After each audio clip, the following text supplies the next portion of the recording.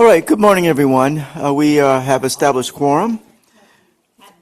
We will have enough to establish quorum. Thank you, Sandra. And welcome to day 2 of the Commission for Behavioral Health, the January meeting. My name is Al Roulette, and I have the privilege of serving as chair. Welcome again to day 2 of our commission meeting. Please note that under the Bagley-Keene Open Meeting Act, any commissioners who are participating remotely must keep their camera on at all times. And we'll be asking during roll call to disclose if they have any adults over the age of 18 in the room with them during the meeting and the nature of the relationship with these individuals. With that, Sandra, please take roll. Good morning. Commissioners online, please make sure to have your camera on and unmute your lines for ease of the roll call process. Commissioner Alvarez, marking absent. Commissioner Baer, marking absent. Commissioner Burnick, marking absent. Commissioner Bontrager. Present. No adults in the room. Thank you. Commissioner Brown. Here. Commissioner Bunch, marking absent. Commissioner Callan. Here. Commissioner Carnevale, marking absent. Commissioner Contreras. Here. Commissioner Designee Swartz, marking absent. Commissioner Cross. Here. Commissioner Fairweather. Here. Commissioner Fernandez. Here. Commissioner Gordon. Here. Commissioner Designee Pomano. Here. Commissioner Hill, marking absent. Commissioner Larson. Here. Commissioner Madrigal Weiss, marking absent. Commissioner Mitchell. Commissioner Mitchell. Thank you. Mark. Commissioner Robinson. Commissioner Southard. Present. Do you have anybody over the age of 18? I'm alone. Okay, thank you. Commissioner Thomas Beckett. Here. Commissioner Sy. Marking absent. Commissioner Wilkes. Here. Commissioner Chambers. Here. Commissioner Roulette. Here. We have quorum. Thank you. Moving on to agenda item 2, announcements and updates. Today I'd like to begin by taking a moment to, even though she's not here, thank our former chair, Chair Emeritus Mayra Alvarez, for her leadership during the calendar year 2025. Mayra has been a standard bearer in terms of commission leadership. And I'll pause and see if there are any commissioners, and I know he'll be okay with this if I put Commissioner Brown on the spot to say a few kind words about Mayra. For those of you who have had the opportunity to serve with Mayra for an extended period, and I did for 4 years and 1 year as her vice chair, she represents all that is good in terms of the people in California, and really did advance the best of the commission. Commissioner Brown?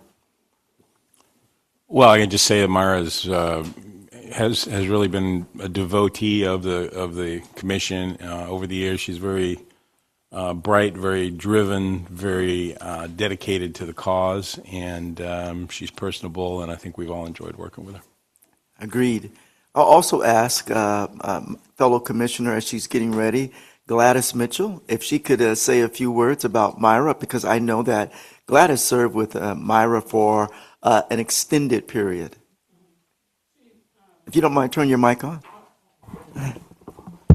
Yeah, Mayra she's just such a sweet, intelligent, and as Commissioner Brown said, very driven person. And so she did a great job just leading and guiding and taking us to a whole another level of operations as a commission. So she will definitely be missed in this position, but I'm sure you will do just as well. But yeah, Mayra's a great leader. Well, given that great leader introduction, yeah, please, it's Commissioner Gordon. Yeah, I really appreciated the opportunity to work with Mayra. She had an extraordinary career in Washington, D.C. at the federal level, and she was just a huge resource, not only about the federal level, but for what was going on here in California. And it was a real privilege to work with her.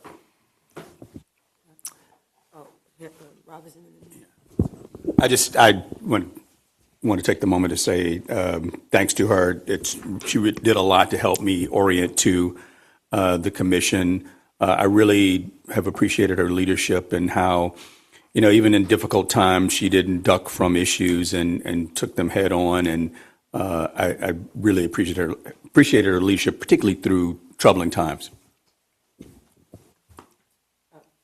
Commissioner Fernandez, go ahead. I wanted to remark that I so appreciated Commissioner Alvarez's warmth as a new commissioner that joined as BHSA came online. I think that she did a tremendous job inviting in new voices, and I particularly felt that sentiment, that she was truly curious about what the SUD voice had to add to the table, and I'm very grateful for that.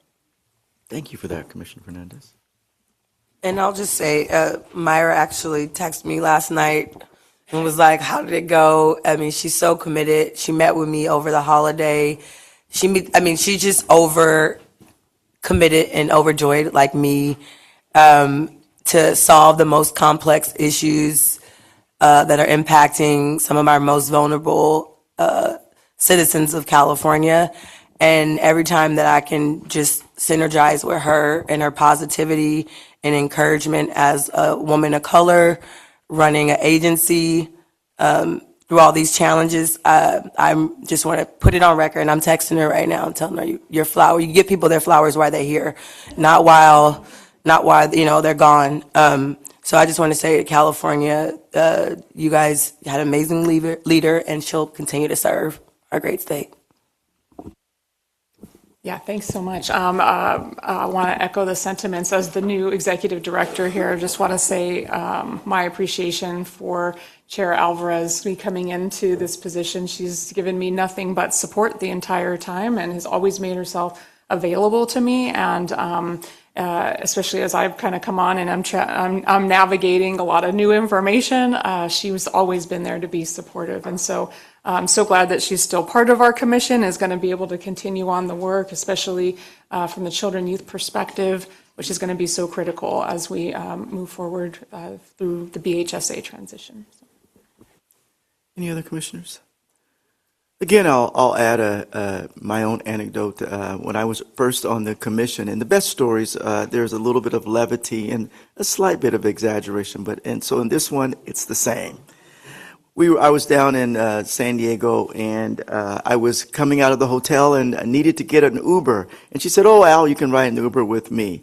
And I remarked about, as Commissioner Gorton said, her work with former President Barack Obama. And she said, "Oh, Barack?" And I said, "Oh, first name basis, are we?" Well, slight levity and probably a little bit of exaggeration, but it just sort of speaks to the impact that she had nationally and in her state.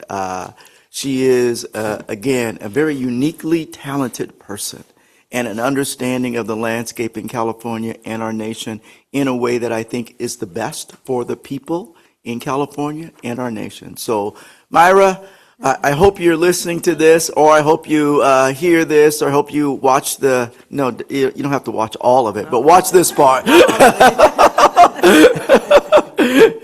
We thank you and we appreciate you very, very much. The best to you today, and we know that you're still a commissioner, and when we see you, we'll harass you a little bit more, and you'll probably harass me about that story I just told. Okay, with that, thank you all, commissioners.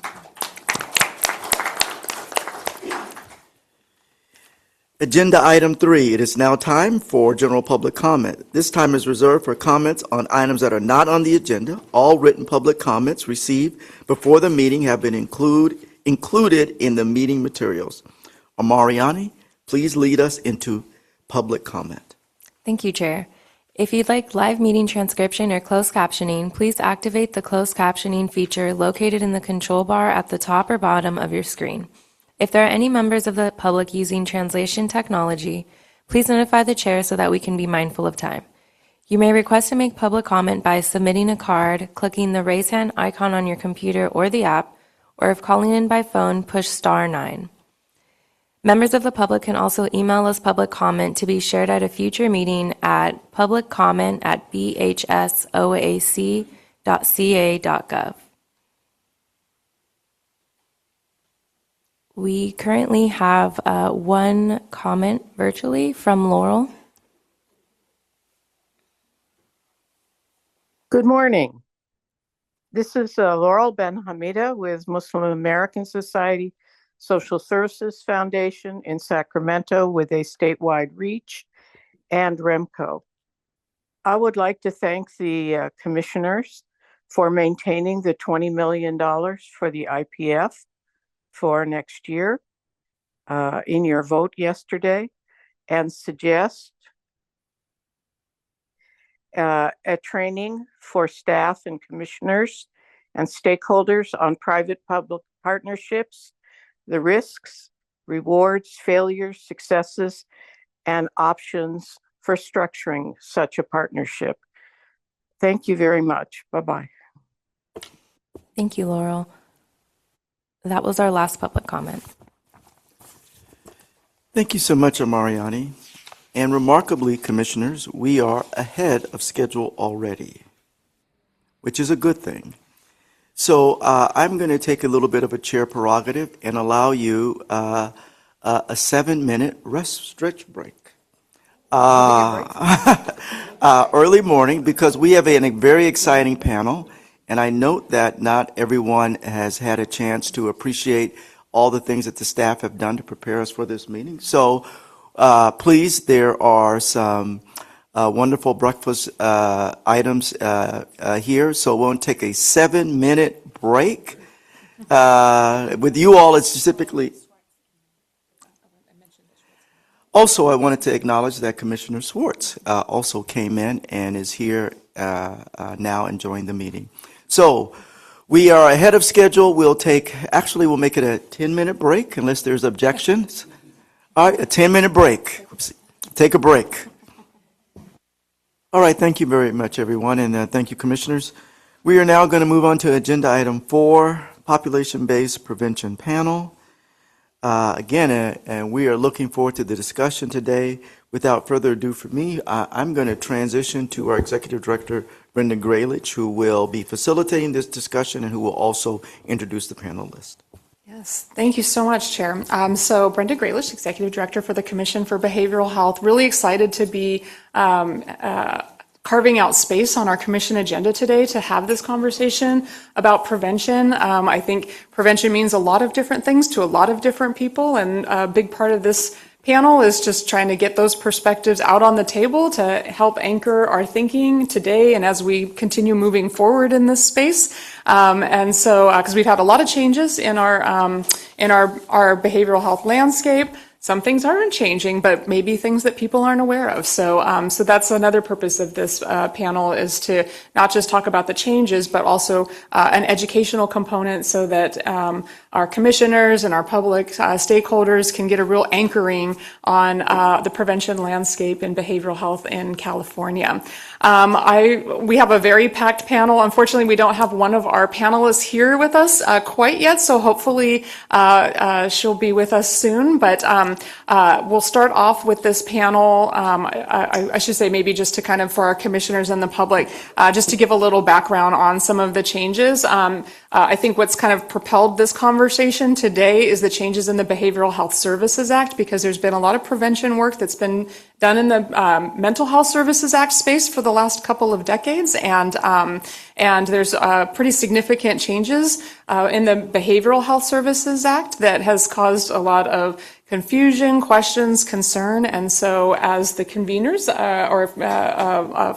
in our space here as the commission, or in our role here as the commission to create space for having these kinds of conversations, this is a great purpose, and it really exemplifies a role that the commission can play in having, those conversations that are going on in different spaces come to one space to be had in a really thoughtful way. So in terms of the Behavioral Health Services Act, for our commissioners and public folks who aren't very familiar with how the landscape has been in the last couple of decades in prevention and the Mental Health Services Act, it was at the county level. And so county behavioral health departments have done a lot of work in prevention over the years. With the change to the Behavioral Health Services Act, that has now been taken up to the state level, specifically at the California Department of Public Health, who is also with us here today, for population-based prevention. There's also been a lot of prevention efforts that have gone on outside of the Behavioral Health Services Act.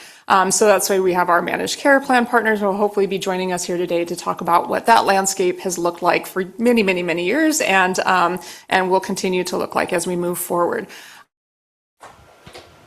Sorry for the technical difficulties. Can someone online confirm if you can hear us? Yeah, I see a thumbs up. Okay, awesome. Oh, hallelujah. Thank you. Okay.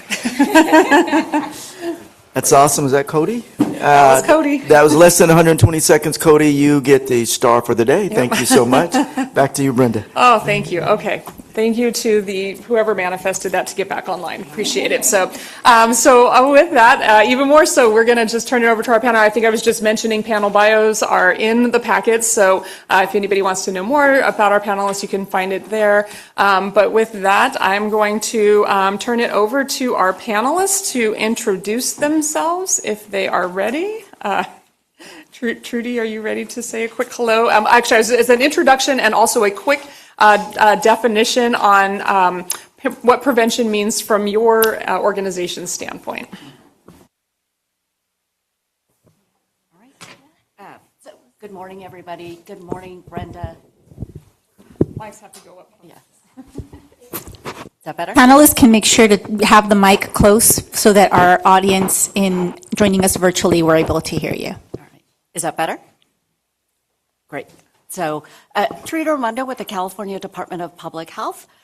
Just thanking Brenda and the Commission for allowing us to be here today. I'm pretty excited to be on this panel because I think you've got a lot of really great experts, and I'm really hoping to learn from them, as well as providing you a little bit of information on the approach CDPH is taking around the prevention space related to BHSA.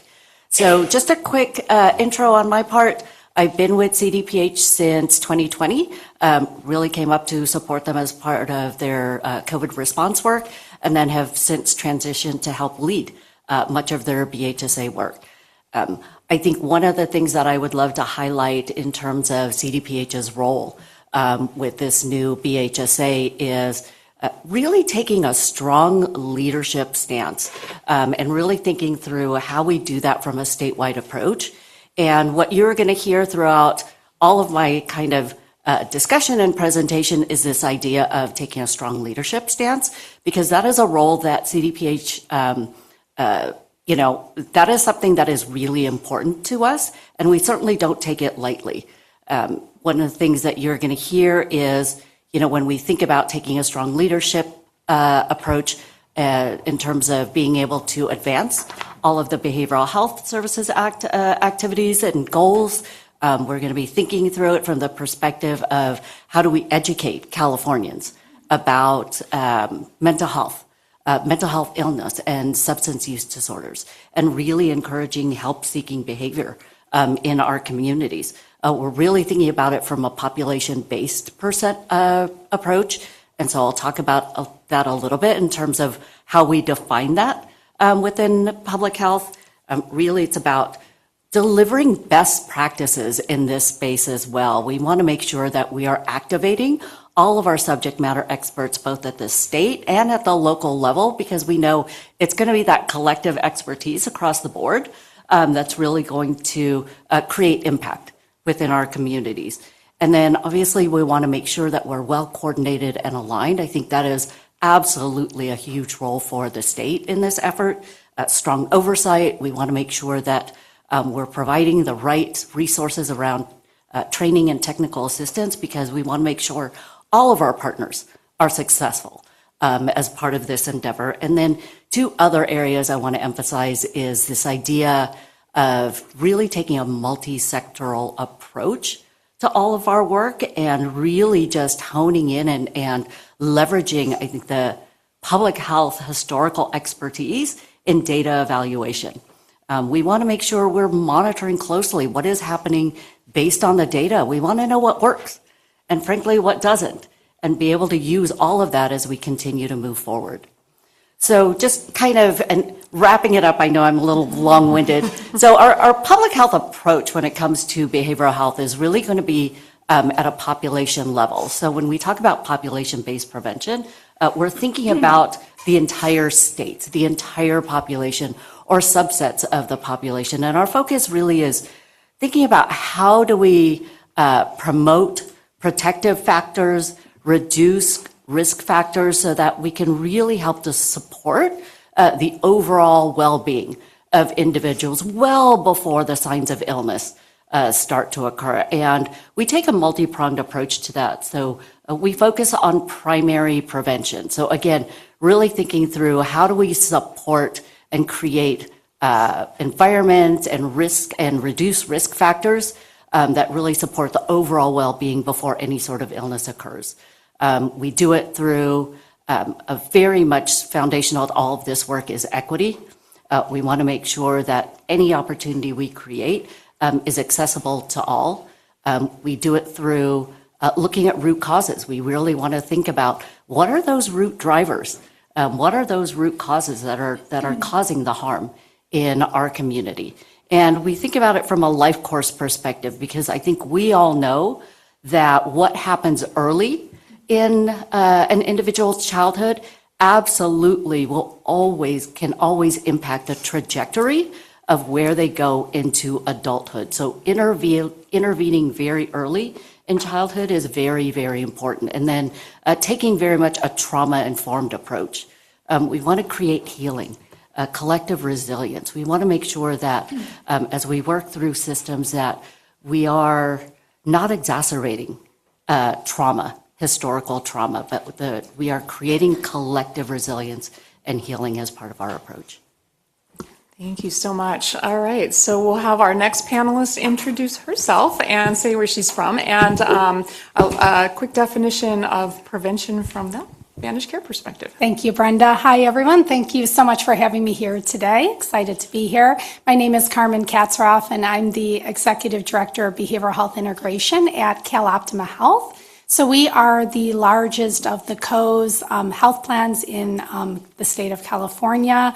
We are in Orange County. We are a Medi-Cal managed care plan, but we also have a dual special needs plan and also a PACE program. We serve 1 in 3 members in our community that have our insurance. We have close to 900,000 members at this point, and soon to be also back on exchange in the commercial space. I do have previous experience in commercial managed care too, so I'm here today to speak from the perspective, though, of Medi-Cal managed care plans in the space of prevention and behavioral health and substance use disorders. So for what I'll be speaking to today is the perspective of from prevention. We look at it at the lens of the roles and the responsibilities that we have as a managed care plan for our constituents to deliver the behavioral health and SUD that we need to do from a whole health perspective also, because we have the contracted health networks and medical. So behavioral health and social health, it's also part of our whole health and the responsibilities we have to any of our beneficiaries. So that's what I'll be speaking to today. Thank you so much. Fantastic. Thank you. All right, Dr. Clark-Harvey. Leandra. Good morning, everyone. I'm Dr. Leandra Clark-Harvey, psychologist by trade, and the Chief Executive Officer of the California Behavioral Health Association. Thank you for the invitation. Our members represent a diverse collective of behavioral health providers across the state: inpatient, outpatient, nonprofit, for-profit, children, adults, youth, older adults. We represent them all in many different services that they provide. I'll talk a little bit more about that in my presentation. Our job as an association is really to align policy with the reality that members are seeing in the field as they provide services day in and day out to some of the most disenfranchised individuals and communities in the state of California. So to your question around what prevention looks like to those members, for them, I see prevention as approaches to really address the social drivers. We know those social drivers are what impacts all the work that they do, impacts the clients that they see. And so their work in really addressing those early on really defines what prevention is in terms of their work. I'll leave it there because I know we are short on time. I'm happy to chat more in a moment. Thank you. Stacey Hiramoto. Thank you, Leandra. Good morning, everyone. Stacey Hiramoto with REMCO, the Racial and Ethnic Mental Health Disparities Coalition. I think most of you know we're a policy and advocacy organization that was birthed under Rusty Seelix in 2007, and we actually, quote, came out at this commission. We presented ourselves and spoke in public comment. And I think people don't remember, our first president was Vanessa, oh gosh, now there we go, senior moment. But she was from the Latino Coalition for a Healthy California. And she was our first president, and she spoke, and we were very proud. And you can read my bio. I am a proud social worker, and I feel so at home with this commission. I really do, and I feel like I'm among friends. So, and sometimes, excuse me if I'm not as prepared, because I felt like we're going to have a conversation. And you asked about the definition of prevention, Brenda, and that's very hard, because I feel it's taken me since 2007 to figure out what PEI was, prevention and early intervention, and now it's what is prevention. And I mean, I just think about how people would say to me, "Oh, come on, Stacy, you can't prevent mental illness." I go, no, that's not what it is. And, we'd have to have the conversation. We're trying to prevent it from becoming severe and disabling. But just like Leonard, I'm going to save definitions of prevention till later. Michelle. Thank you so much, and good morning, Commissioners. My name is Michelle Cabrera, and I'm the Executive Director of the County Behavioral Health Directors Association of California. I've been with CBHDA for the last 7 years, and we represent the leadership of our 58 counties and 2 city mental health authorities throughout California. They are charged with both running a Medi-Cal specialty behavioral health plan, which is subject to all the same plan rules as our Medi-Cal managed care plan partners. But if anyone has a more significant need than can be met under primary care, talk therapy, medication, and they need a little bit of extra help because their condition is disabling and does need a bit more, they get referred to the specialty plan. County behavioral health agencies are also responsible for the Mental Health Services Act funds, which Brenda just gave an overview of, and working with communities, providers, and others to make sure that those funds meet the needs of their local communities. So really happy to be here with all of you today. I'll just say really quickly, in 2007, so almost 20 years ago, when the MHSA was being started up, they had to come up with a definition of prevention, early intervention, and that really guided the work of counties in the prevention space. They borrowed from the Institute of Medicine's continuum of care model, which was originally developed for substance use disorders, but it was adapted to mental health conditions. And so counties have relied on this IOM, or Institute of Medicine framework, to look at both population prevention, so universal, even statewide campaigns that are sort of public awareness, that sort of thing, touching all of California, to more selective, so targeted groups, and then early intervention, so trying to catch folks early in the disease progression, as Stacy just mentioned. And I'm happy to elaborate, but I just do want to also say that on the substance use and mental health sides, counties also have a whole range of federal and state grants that they work with in the prevention space. And so it's really about building awareness, doing education and outreach, helping to combat stigma and discrimination and address disparities. Thank you. Good morning. My name is Adrienne Shilton. I'm with the California Alliance of Child and Family Services, and we represent nearly 200 nonprofit organizations in every county in California. And our members serve and support children and youth and families in public systems. So this looks like foster youth who need support. This could be children, youth, and families who need behavioral health services and supports, youth involved in the juvenile justice system. It could be support to families and kids prior to system involvement and actually trying to prevent system involvement altogether. And we take a broad view of prevention. I was thinking a lot about this question. So to us, prevention could look like housing support to a foster youth who is aging into adulthood and would otherwise might age out into either homelessness or housing insecurity. The stats on what happens to our foster youth as they're aging out are very alarming. So that could be prevention. It could be a community-based family resource center that's connecting families to public benefits that they might not otherwise have had access to. It could be school-based behavioral health and providing services and care in a more non-stigmatizing environment and providing that support and care to kids who may not otherwise have access to that care. And it could be preventing child welfare involvement altogether by providing more support and services in homes and in communities. And it could be suicide prevention and crisis response. Our members were very involved in the advocacy to set aside a prevention component and also an early intervention component that counties administer. This was not always the case when the proposal was first released.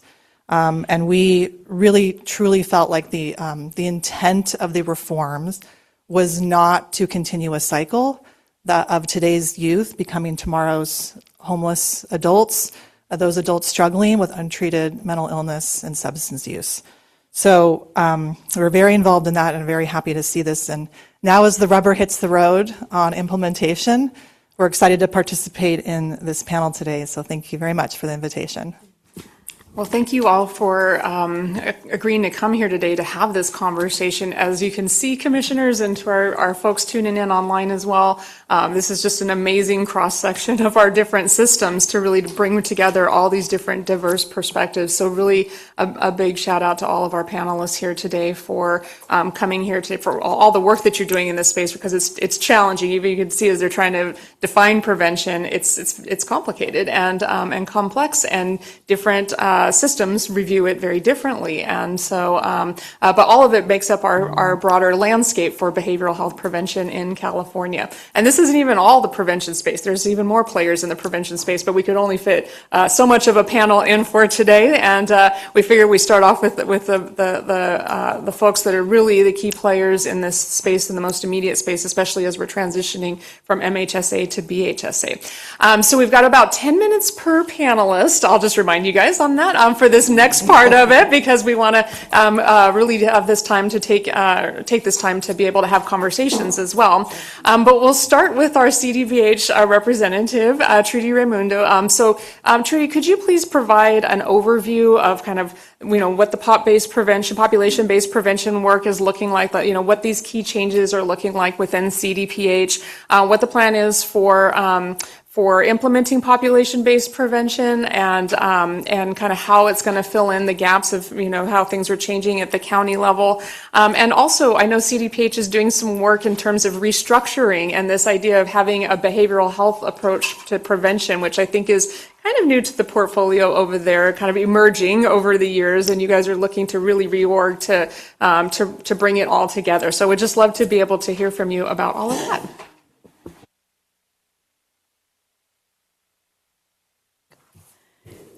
Okay, so just to start off, what BHSA did was really transform the approach to prevention and really just shifted from, I think, county-administered prevention programming to a single leadership statewide approach. And I am going to continue to hone in on this idea of strong leadership, because again, that is a role that CDPH does not take lightly, because we feel like we have a lot to share in this space, and a lot of expertise that we want to be able to leverage as part of this effort.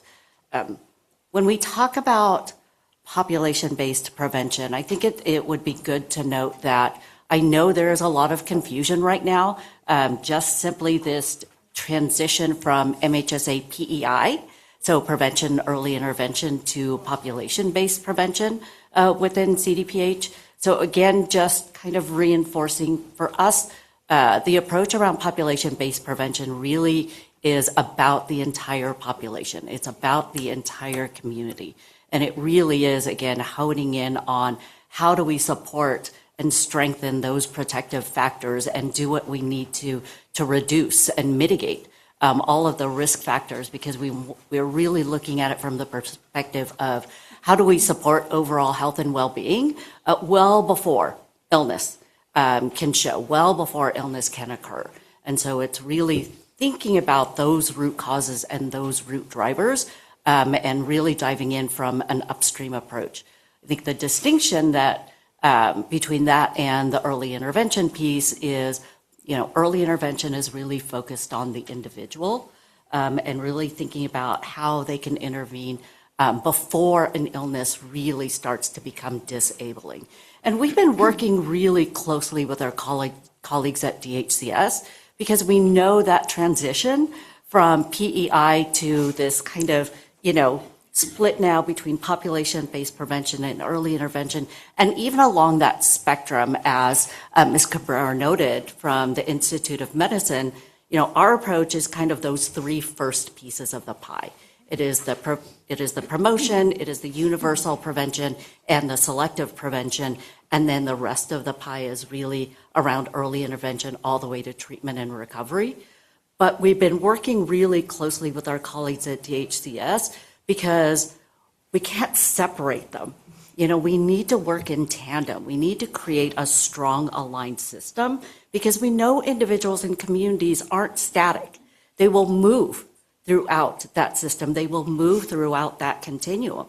And so we want to make sure that we have resources in place to meet individuals where they are at in that particular part of their life course.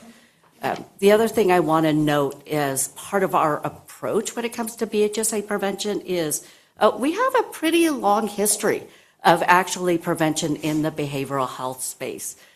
We have had the Office of Suicide Prevention within CDPH, who is actually by statute the statewide coordinating entity around suicide prevention, and one of their roles is to coordinate really closely with the commission around suicide prevention activities. We've got an overdose prevention initiative. We've recently launched and released a violence prevention network because we know, especially for adult men, guns are lethal means for suicide. And so we're really taking, we were integral to, and I have to applaud the groundbreaking work for the California Reducing Disparities Project.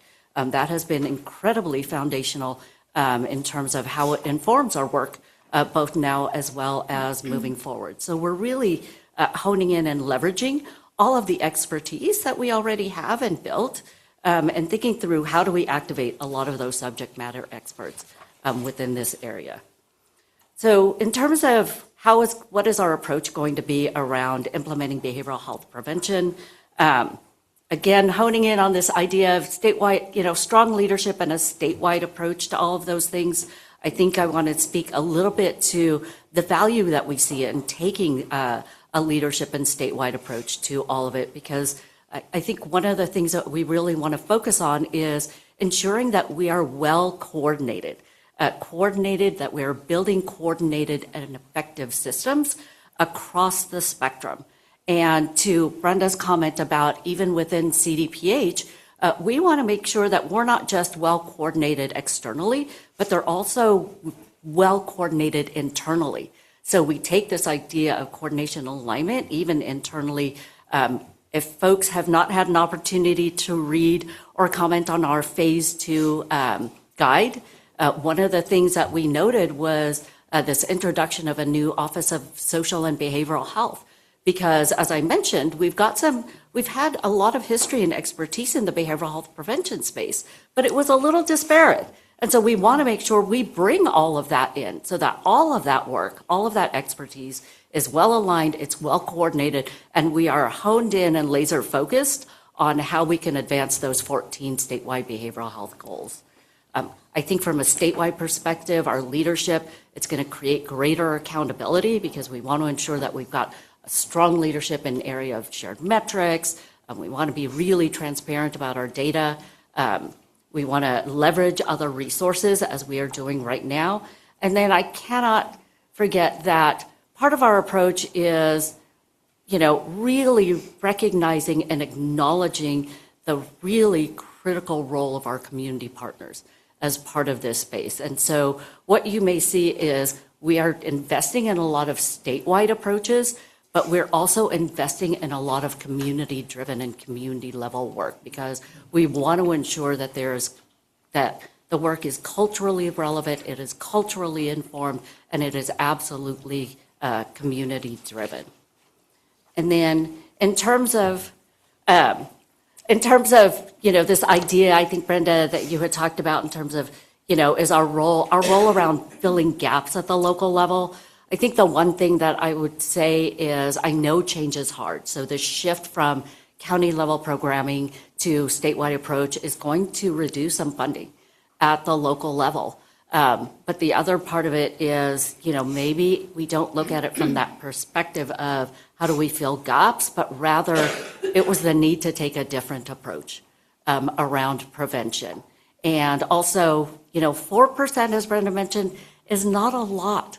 It is not a lot when you are talking about a state as large and diverse as California. And so to that end, we ultimately have to make difficult decisions. We wanted to make sure that what we do really creates impact, that we have the entire reach, and that any work that we do is also sustainable. So we're developing a lot of things that both are community driven, but also from a statewide perspective provides the level of reach across the state, but also working at a policy level.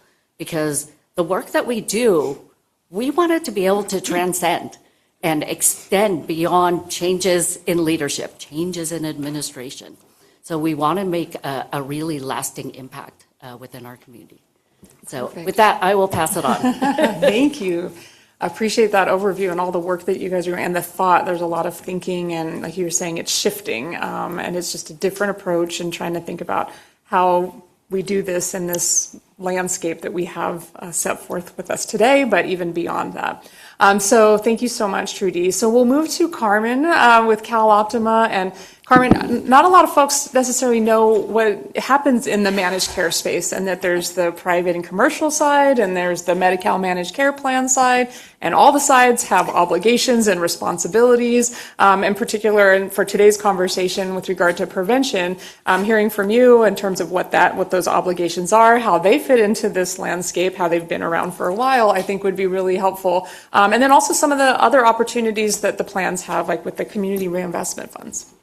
Great, thank you. So there's so much, right? I could talk probably like 2 days on it, so like all of us, right? So kind of just going to do more high level with first starting with prevention and services that happen at the plan level or with our delegated health networks or medical providers, meaning more of like, again, our health networks or federally qualified health centers, physicians, nurse practitioners, so more just what some might view more medical, not BH practitioner level. So from a population standpoint, so Medi-Cal managed care plans, we have to every year work on a population health management program that is submitted to our regulator for approval. But some of the things that highlights or things that responsibilities we have to do is in the way of health education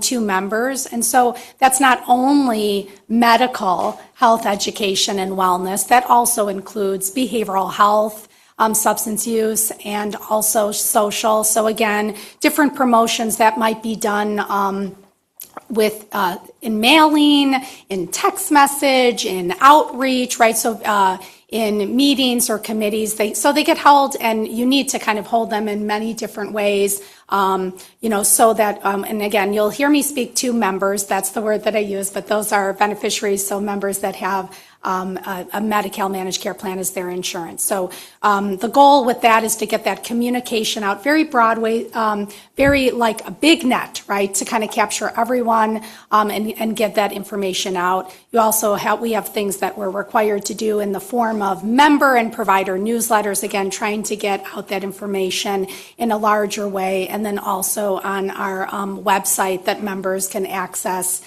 And then members can also access their their member portal where there's, again, population kind of based information for them to access. Also, as part of that kind of PHM program or bigger prevention lens, there's different things around maternal health, let's say, again, at the intersection of behavioral health too. So making sure different activities are done for those kind of subpopulations of our members that might be more at risk to have a behavioral health condition or need help after that pre or post natal there. Also, as part of that population-based, health plans do things called like risk stratification. So what does that really mean? But again, let's just say for us, if you have 800,000 members, right, all of those lives we're responsible for, getting that initial health risk assessment to be done, right, that is asking questions about medical and behavioral and social, so that then you can take that and kind of prioritize members that might be at a higher risk, okay, and needing more of action from the plan or plan providers to help. Again, so it's not the managed care plan to say, come to us, right? It's our responsibility to do that. But again, when you're thinking of thousands of members, you have to do it in that kind of way. So we use that data, but that looks like, again, a health risk assessment that someone answers those questions. And then based on that, members can get referred to other services as part of that we're required to provide, which is case management services. That includes disease management, so that's usually something with certain chronic conditions, right? So diabetes and others. But again, as most of you here already know, there's a lot of co-occurring mental health and or substance use. Or can anyone tell me that if you don't have a medical issue, you're not stressed or you're not concerned or potentially need some emotional support? I think that's hard to argue against, okay? Or if anyone or family have received a diagnosis or a new diagnosis,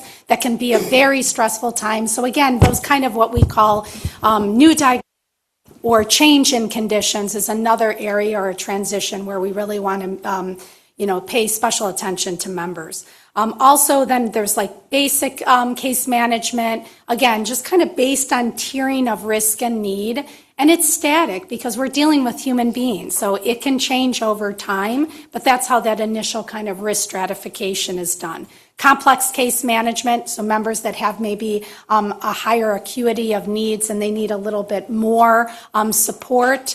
And then also some new exciting things that happened in the last couple of years with enhanced case management, right? A higher tier that's kind of meant for more of your top 2% or so of members that really maybe need that. And as we know, with the state, the different populations of focus for ECM, there's many of them, so I won't go into that. And then transitional care services. So that's really focusing on members that might be having a medical hospitalization or nursing home and transitioning out of that care. So again, health plans are responsible to make sure that coordination of care is happening and members are getting the proper services when they transition out of the care, hopefully for many times back into their home, making sure they have the different things related to home health and other things that might happen, but also, again, any behavioral health needs or social needs or any substance use disorder needs. So again, as you hear me speaking to that, you're going to see the theme that we try not to just separate and silo. We want to look at the whole health because we know each piece interacts, right? It's not just an arm or someone's mental health or SUD. If we're looking at it in that way, we're going to continue to have the problems that we've had over the centuries, looking at parts, right, with that.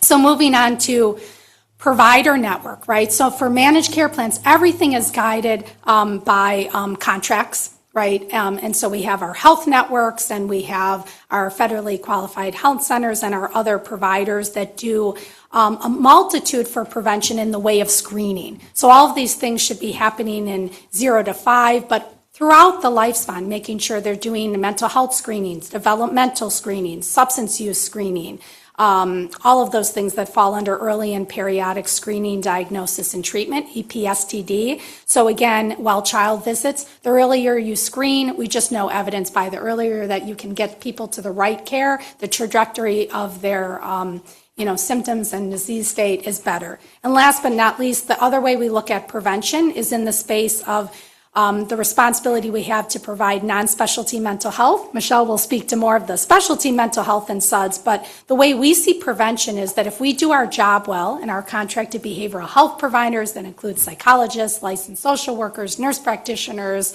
everything in between there that we can contract with, they really help with mild to moderate or members that might have transitioned after specialty and now are doing well.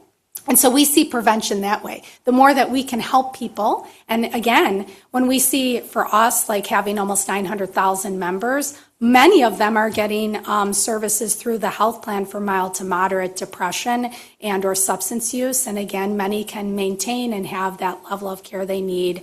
And that's the way we see prevention. If we do our job well there, we can help people maybe that won't need to progress to needing additional levels of support. Thank you. Thank you. Appreciate the overview. That's a very, very high level overview. But as fast as I big can go. flyover, but we'll have more time for discussion. Yeah. We'll move over to Michelle Cabrera now for kind of the bookend on the county side of behavioral health services. And so, Michelle, if you could, talk to us a little bit about how the landscape's changing for county behavioral health, including some of the new the planning processes and coordinating with the managed care plans and the local health jurisdictions, just to kind of paint that picture for our folks today. Sure, thank you. And as you all know, the transition from the 20-year-old Mental Health Services Act to the newly enacted Behavioral Health Services Act is underway. Counties are currently working with their community partners on developing the first BHSA plans, and some counties are even starting to submit those plans to the state. And all the while, it's a really big lift. And so we've been working very closely with our state partners at DHCS and CDPH to help shape the implementing guidance. If you will allow me, I do want to help ground us in what that transition means by doing a little bit of that sort of look back at the past 20 years and then think about what's the change that's about to occur and look forward, so that hopefully after today, everybody has a better sense of what this change is.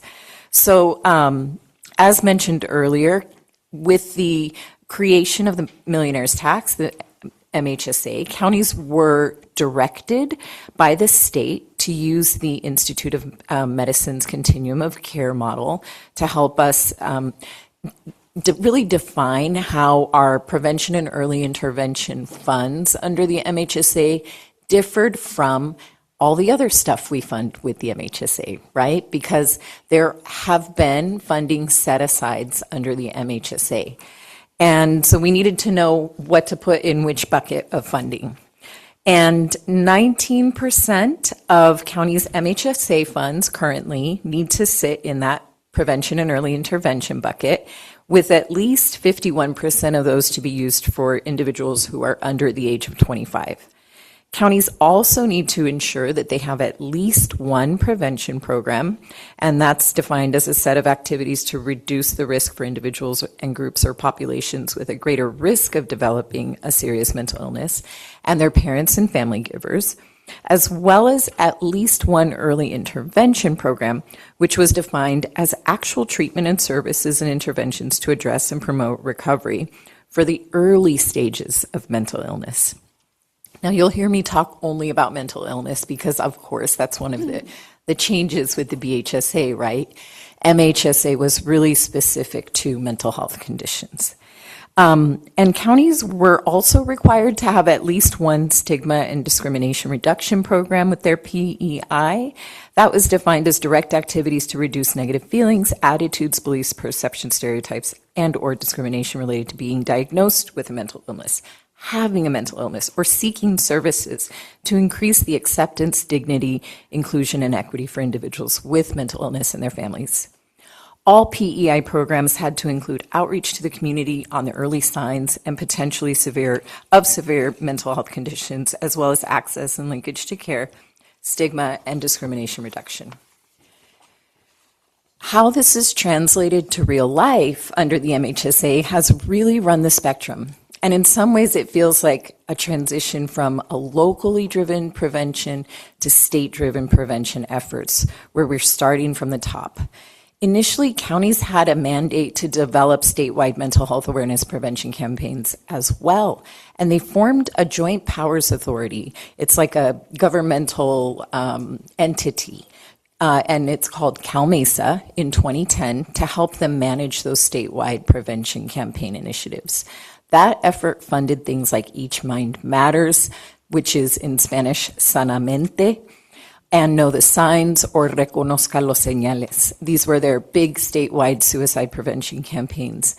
If you're familiar with those lime green ribbons that people wear that represent mental health awareness, that's what came out of the Each Mind Matters campaign funded by counties with 4% of their MHSA funds.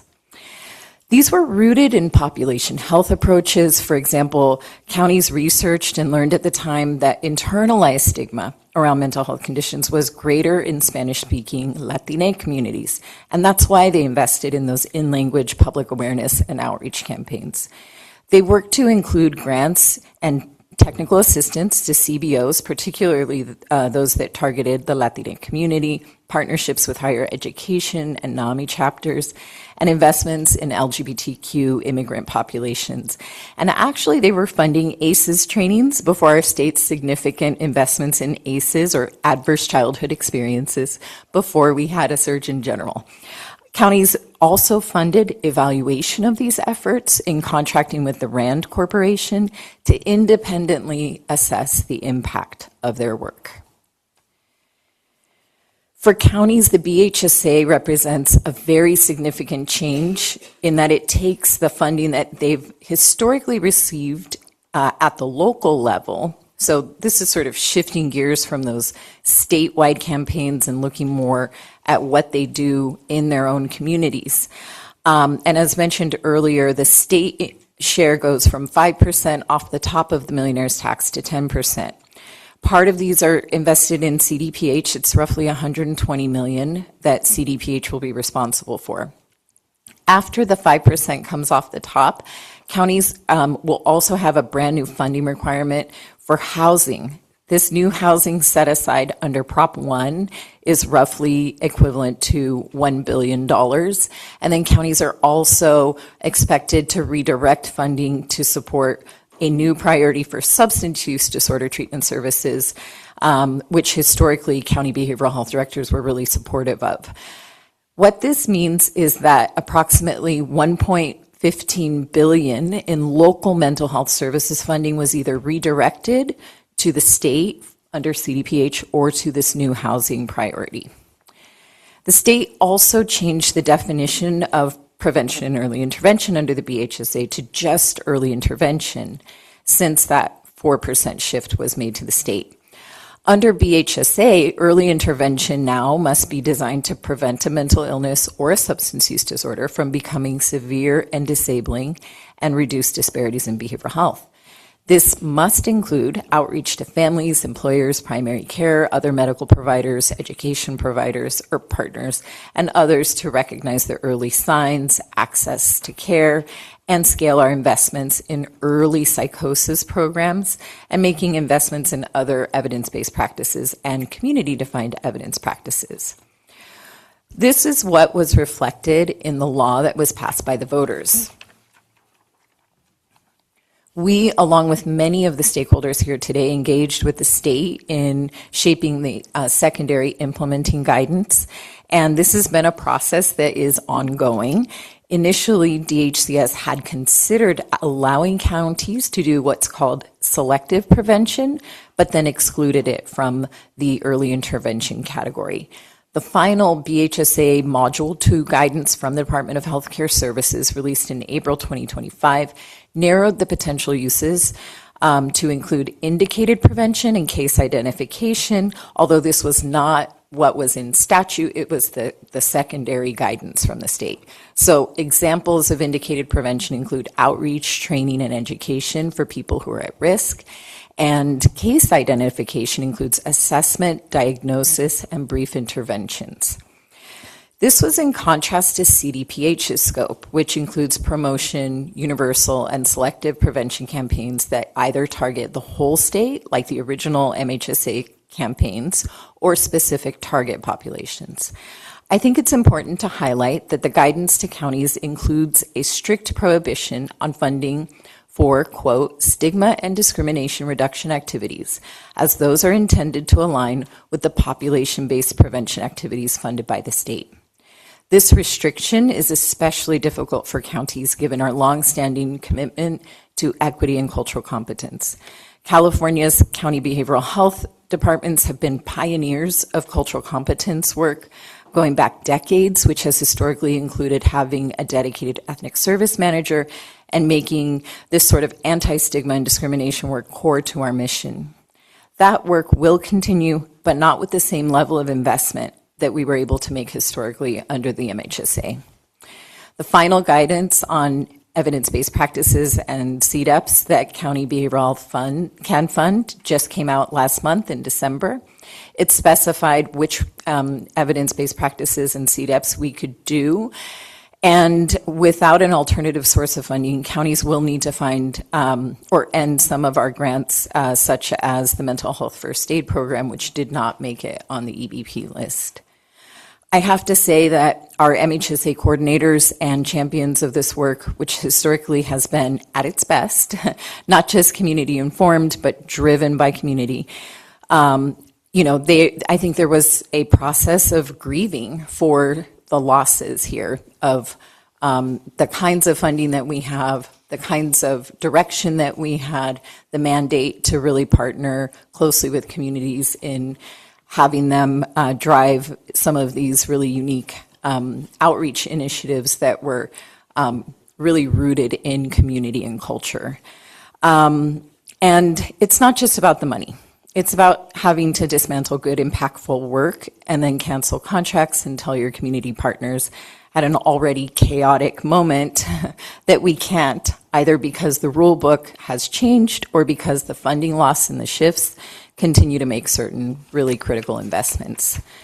Examples of the types of funded programs that are at risk of ending, and again, counties are still in their community planning process, so we don't know all the details yet, include stigma reduction and community awareness campaigns, suicide prevention programs, wellness centers and peer support programs, programs targeting marginalized communities such as BIPOC, LGBTQ youth, and older adult populations, and other anti-stigma and discrimination work. Counties have been attempting to determine how they can make it work as the state guidance has been getting finalized and what they can fund from a fiscal standpoint as well as legally under the new rules. Certainly the change under HR 1 will put further stress on our program, as it was initially envisioned under Prop 1 that counties would be able to generate more funding through Medi-Cal to help offset some of these losses. So while counties are not required to use the BHSA exclusively for Medi-Cal, the direction from the state was clear. Counties are required to maximize our Medi-Cal drawdown. This direction to focus on those dealing with the most severe conditions, along with a prohibition on funding upstream population health and anti-discrimination work, and the loss of programs and services funding will have a profound effect on what counties fund, as well as how we interact with our local and state partners. Outside of the BHSA, as I mentioned, we do have some other SUD grants, and I'm happy to speak a little bit more to some of what those do as well. Thank you. Thanks, Michelle. So I think what we'll do is I'll move to Stacy Hiramoto next, and just hear, Stacy, from the perspective of the organizations that you represent, in terms of the equity-focused prevention services, kind of how, what the thought and the planning and the transition work and thinking has been like as you guys have been working through the transition changes that Michelle was just talking about. Thank you, Brenda. Stacey, do you have slides too? Yes, and I do have slides, although that's in the latter part of my talk, so it could take a while to put those up. I'm sorry, I thought, I was given these wonderful 3 questions, and I'm going to try to combine them. But really, I really want to, like Michelle did, sort of level set and just talk about PEI, and I'm representing racial and ethnic communities, and to some extent, the California Reducing Disparities Project, which also serves the LGBTQ community.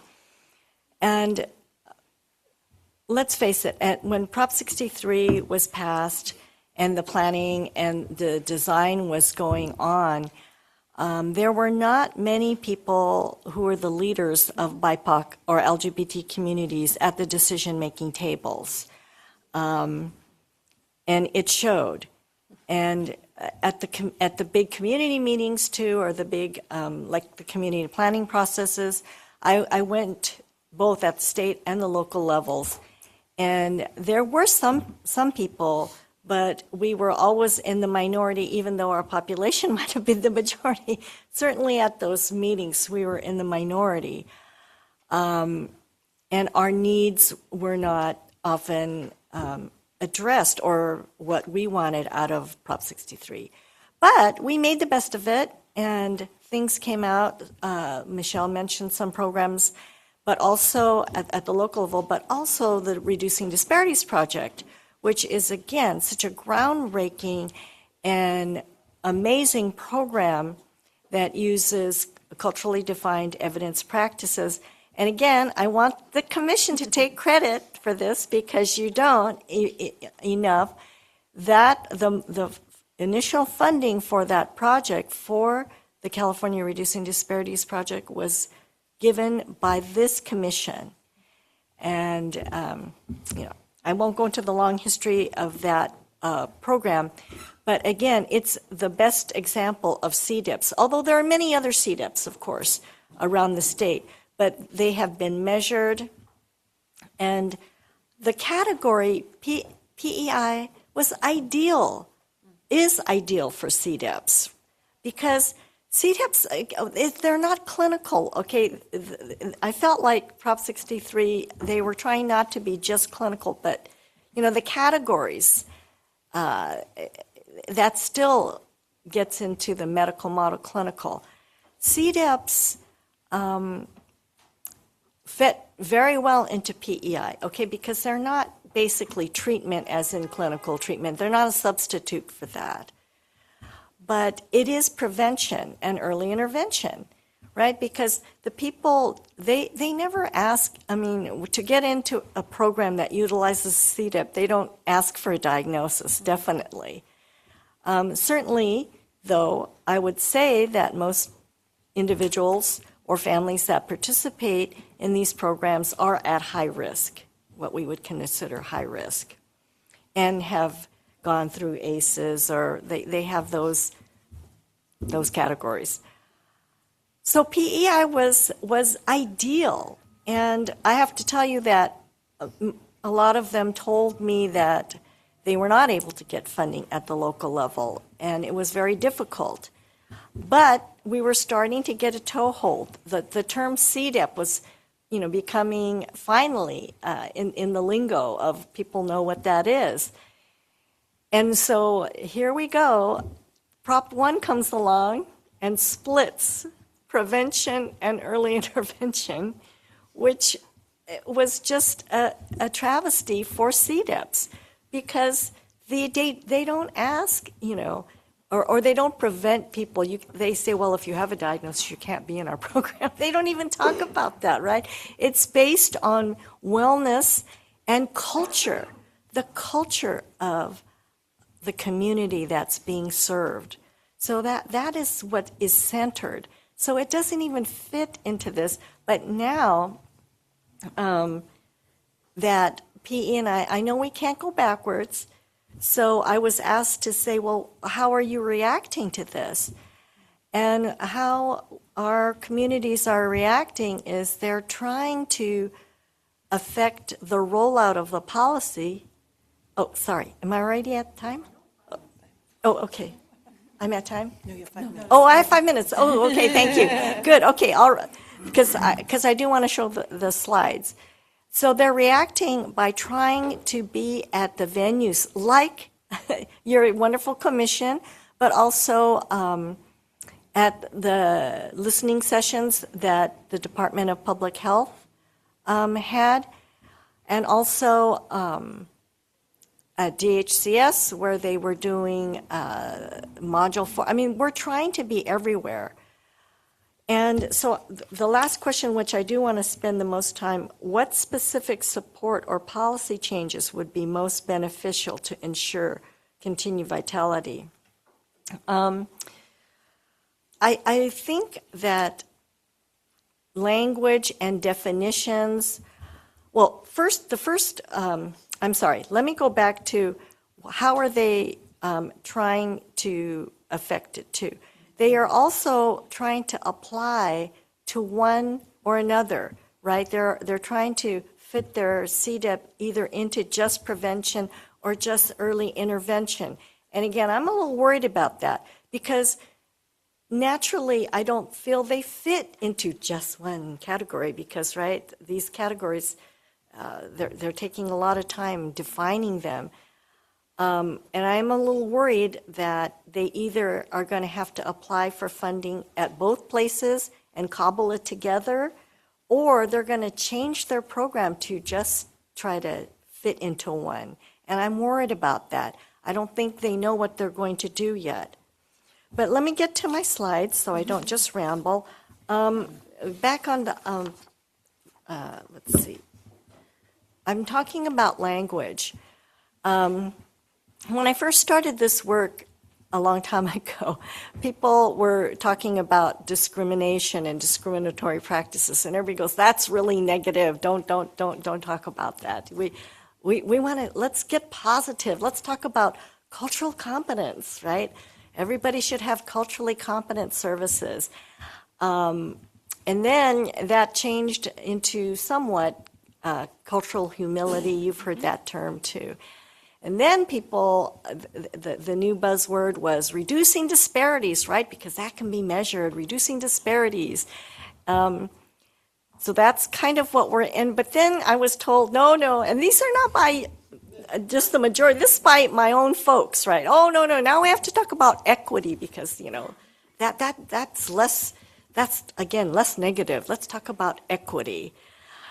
And I think we're going to have to help everybody figure out how to define equity and how to define measuring equity, right? Because all throughout Prop 1, they have the term equity. But I do want to give you the history of, so REMCO came into existence, like I said, in 2007. And one of the first things that we tried to do was talk about, was try to affect the emergency regulations for the MHSA and the definition of underserved. So that was, that had already begun, but we just look at this definition of underserved, okay? It is so long, and we did not have very much input into this. And I'm not even going to read it and for those at home, but let me tell you, to get to ethnic, racial, and cultural, it's not until like 3/4 of the way through. And this definition is based, if you go ahead and read it, it's based, and you don't have it. Oh, you do have it, thank you. Oh gosh, the staff is so great, right? So you can read it. It's so complicated and it's so based from an individual Western model of thinking. If the individual is underserved. And when I was in meetings with folks, people actually told me, so Stacy, you see, actually, everybody in the mental health system is underserved because nobody's getting what they want. So that meant they don't want to talk about racial or ethnic or different groups, right? It was, we're going to do it on an individual basis because that's the Western way of thinking, right? And it also doesn't make people feel uncomfortable. And so let me show you just for an example. This was REMCO's proposed definition. We just put it, we tried to make it neutral, but again, we said race, ethnic, and very simply, and we included everybody else, LGBTQ, rural communities, people who are homeless, transition age youth, older adults, seniors. We tried just say it very simply. But this was roundly rejected. And the one thing I think that is in common is that we are still hesitating to use the word race, ethnicity, LGBTQ. And even in Prop 1, you hardly see that language. And I do not know, perhaps it is because they were afraid of, backlash or the federal government. I don't know. But I will tell you, this is REMCO's position. If you do not talk about race and you don't use the word race, ethnicity, and also LGBT, if you do not call it out, it is not going to be addressed adequately, and you will continue to have disparities. So thank you. Thank you, Stacy. Appreciate it. So kind of moving along, this is kind of a conversation that we could see progressing along from kind of the broader and really getting into more of the local level perspective. And I think our state is wanting to take an equity focus. There's a lot of real considerations like Stacy's flagging with our federal government, all things to keep in mind as we're even thinking about it. In terms of how we interact with the federal government, but also what we do here locally. So shifting now on to more on the provider perspective, from a child and youth lens, we've got Adrienne Shilton here today to talk to us about kind of what this transition from MHSA to BHSA is looking like for the child, youth, and family folks, populations, and then, with MHSA to BHSA, but Adrienne, if you want to talk on it even more broadly, please feel free to do so. Thank you so much. So one of the questions that was directed to us was, how are our kids doing? And I can tell you that, especially for the most vulnerable youth in our state, kids are in crisis. And all of the data points to this as well in terms of rates of depression, anxiety, serious psychological issues are increasing, as well as adolescent suicides. And so this is something our members, tell us as well in terms of the youth that are coming into their programs, who they're seeing are getting younger, and the issues are getting more acute. So one of the things I wanted to leave you with is that the 4% that's set aside at CDPH for population-based prevention approaches is a piece of this puzzle to addressing this crisis, but the scale and the challenge is significant.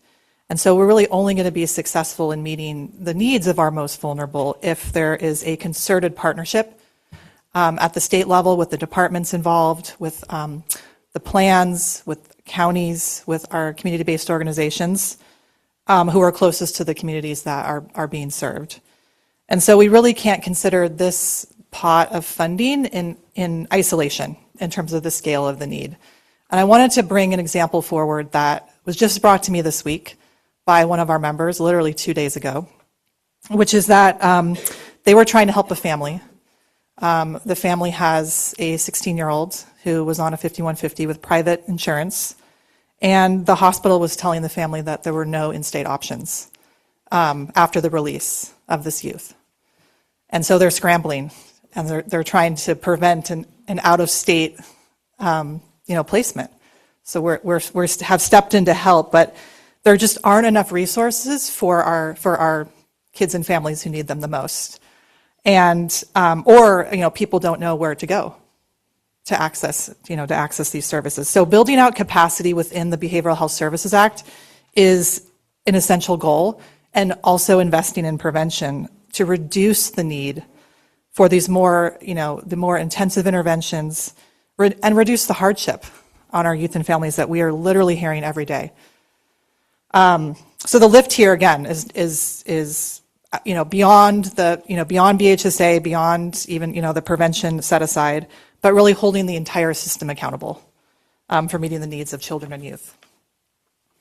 In terms of another area of interest was challenges to implementing this mandate.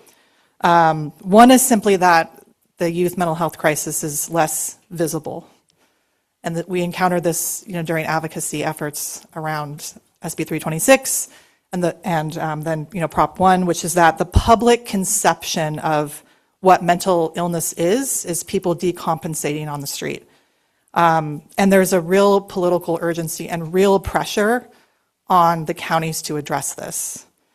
So our hope always, and this was even something we've worked on with the MHSA, is the investments in early intervention and prevention with youth and young people, is that these are floors, not ceilings. That we have transparency. Are we meeting the mandate, the targets that we have set aside? And maybe most importantly, how we're assessing the impact of these investments over time.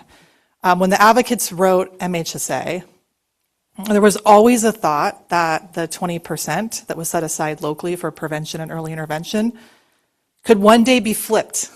So the 80-20 could one day be flipped to 80% on prevention, early intervention, and 20% on more intensive services, because we'd be making progress. And maybe we should dream bigger about this investment as well. One other question we wanted to respond to was around ensuring accountability and transparency. So one very important avenue is the county planning process, which, as Michelle noted, is happening now. Having direct conversations with county leadership, with supervisors, with stakeholders in the county who are invested. And I would encourage the commission to think about your role in fiscal transparency in particular, and working across the departments. We have CDPH here, but also DHCS and also HCI has a role now in BHSA to ensure that the BHSA mandates are met with respect to both the 4% at the state level, for kids at the local level. In early intervention, there's a mandate that 51% of those funds be directed to youth 0 to 25. So we would encourage the commission to hold regular panels, informational sessions like this one, to hear about BHSA implementation. We should continue to hear from stakeholders, from the counties, from the field, from providers, and also things that may need to be adjusted or amended over time. Having been involved with MHSA over the last 20 years, there were lots of amendments. There were lots of bills, lots of proposals and amendments to the MHSA to correct, to amend based on lessons learned. We were always trying, by the way, to get substance use included. We had bills around integrated care, but this time there's really, with Prop 1, there's an intentional focus, and that's something that we're very supportive of. So thank you again. Thank you again for having this informational session, and look forward to discussion.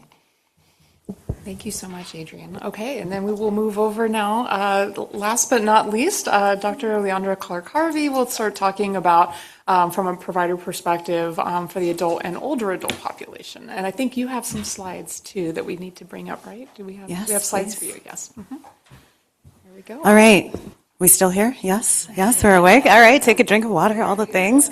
Oh, I just want to say thank you again for the invitation. And then also thank you to all of the great panelists. As you all were talking, I was taking some notes. And so what I really appreciate about the panel is that we've heard a little bit of the history from Remco. We've heard, I loved how, Michelle talked about the grief, right? That people have experienced and maybe are continuing to, as we think about how this might be built out and what needs to cut and change and retrofit. Adrian, the 80-20 illustration I thought was really good in bringing us back to the hopes, right, of healing people so that we could get to the point where P, E, and I are the things that we're focusing on predominantly, and then also CDPH really representing the change that's happening, right, in the promise. So you got the right people here at the table today, and I'm glad to be here. Again, I'm Leandra Clark-Harvey, CEO of the California Behavioral Health Association, and our founder, Rusty Seelig, worked very closely with Darrell Steinberg to write the act, which turned into such a significant fund for behavioral health services, public behavioral health services across the state, which you all know very well.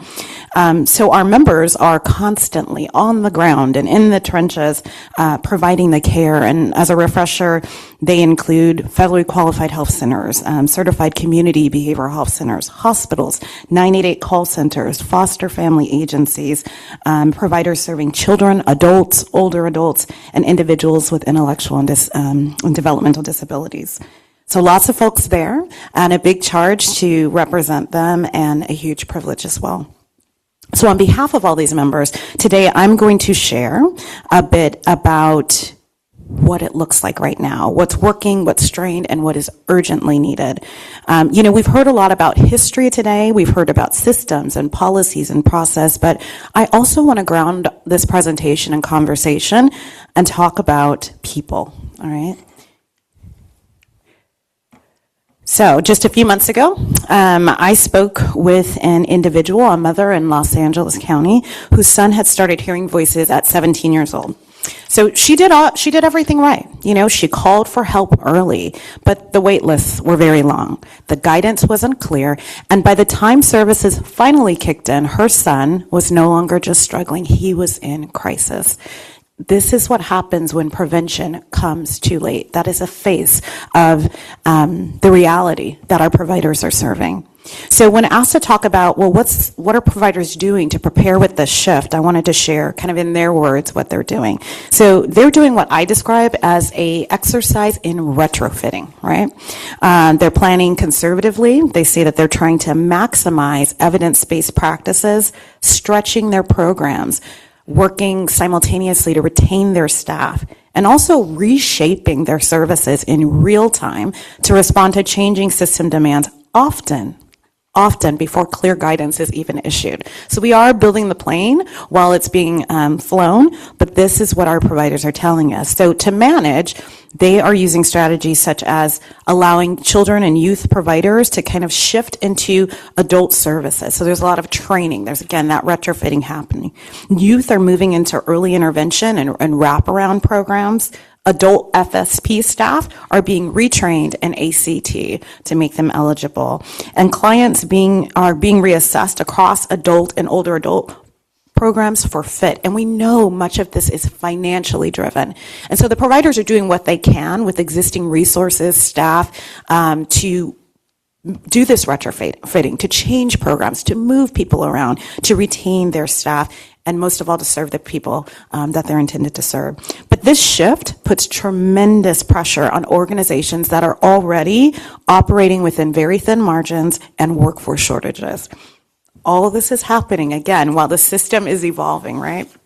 So you all asked us to reflect on, well, what are the needs that you're seeing by population? And so I wanted to share a bit of that here. So when we look at prevention and early intervention, the priorities are different by population, and we represent members that serve all of these different populations, but the goal is the same. Stop problems from escalating into crises, right? So for adults, you'll see here that early identification, obviously, of mental health conditions can really mean the difference between stability and a psychiatric hospitalization.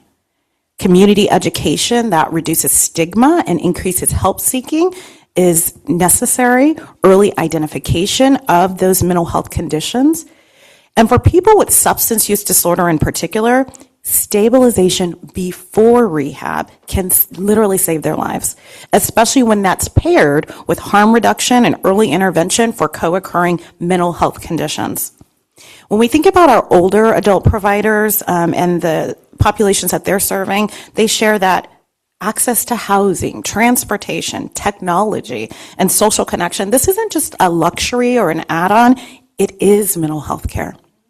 And when we talk about children, youth, and transitional age youth, especially transitional age youth, prevention means catching distress before it even becomes trauma, right? So there are great opportunities here. But we need more funding when we think about transitional age youth, and we need care coordination. Upstream approaches that we're also familiar with and already exist, like 988, mobile crisis, and stabilization capacity built up. Group-based services and early intervention as well, and in school, education, assessments, and outreach to parents and community, because no one gets well in a vacuum. And when kids go home from school, they go back to families and communities. They too need the help, which is why partnership with providers makes sense. Schools only in session, most schools are in session, only so many, periods a year, and then there's summer, right? Those mental health and substance use disorder conditions do not go away. They do not wait till the next school year when they have a chance to meet with a school counselor. We're asked to talk a little bit more around population and pressing needs. So let me get to that. All righty.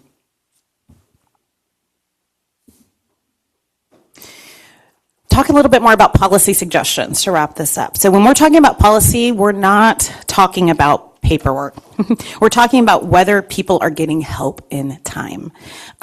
So based on what providers are telling us, we have a great opportunity to offer several concrete policy recommendations. So first, we need clear and consistent guidance and reimbursement structures. Ambiguity that we're dealing with right now only slows implementation, and it discourages the innovation that you all are dedicated to and is so needed in the field.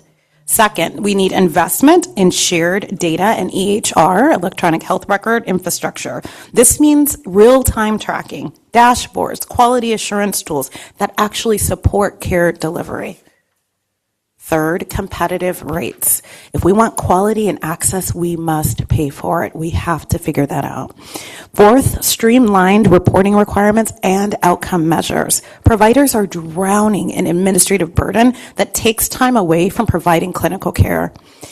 Fifth, flexibility to assign clients into early intervention services.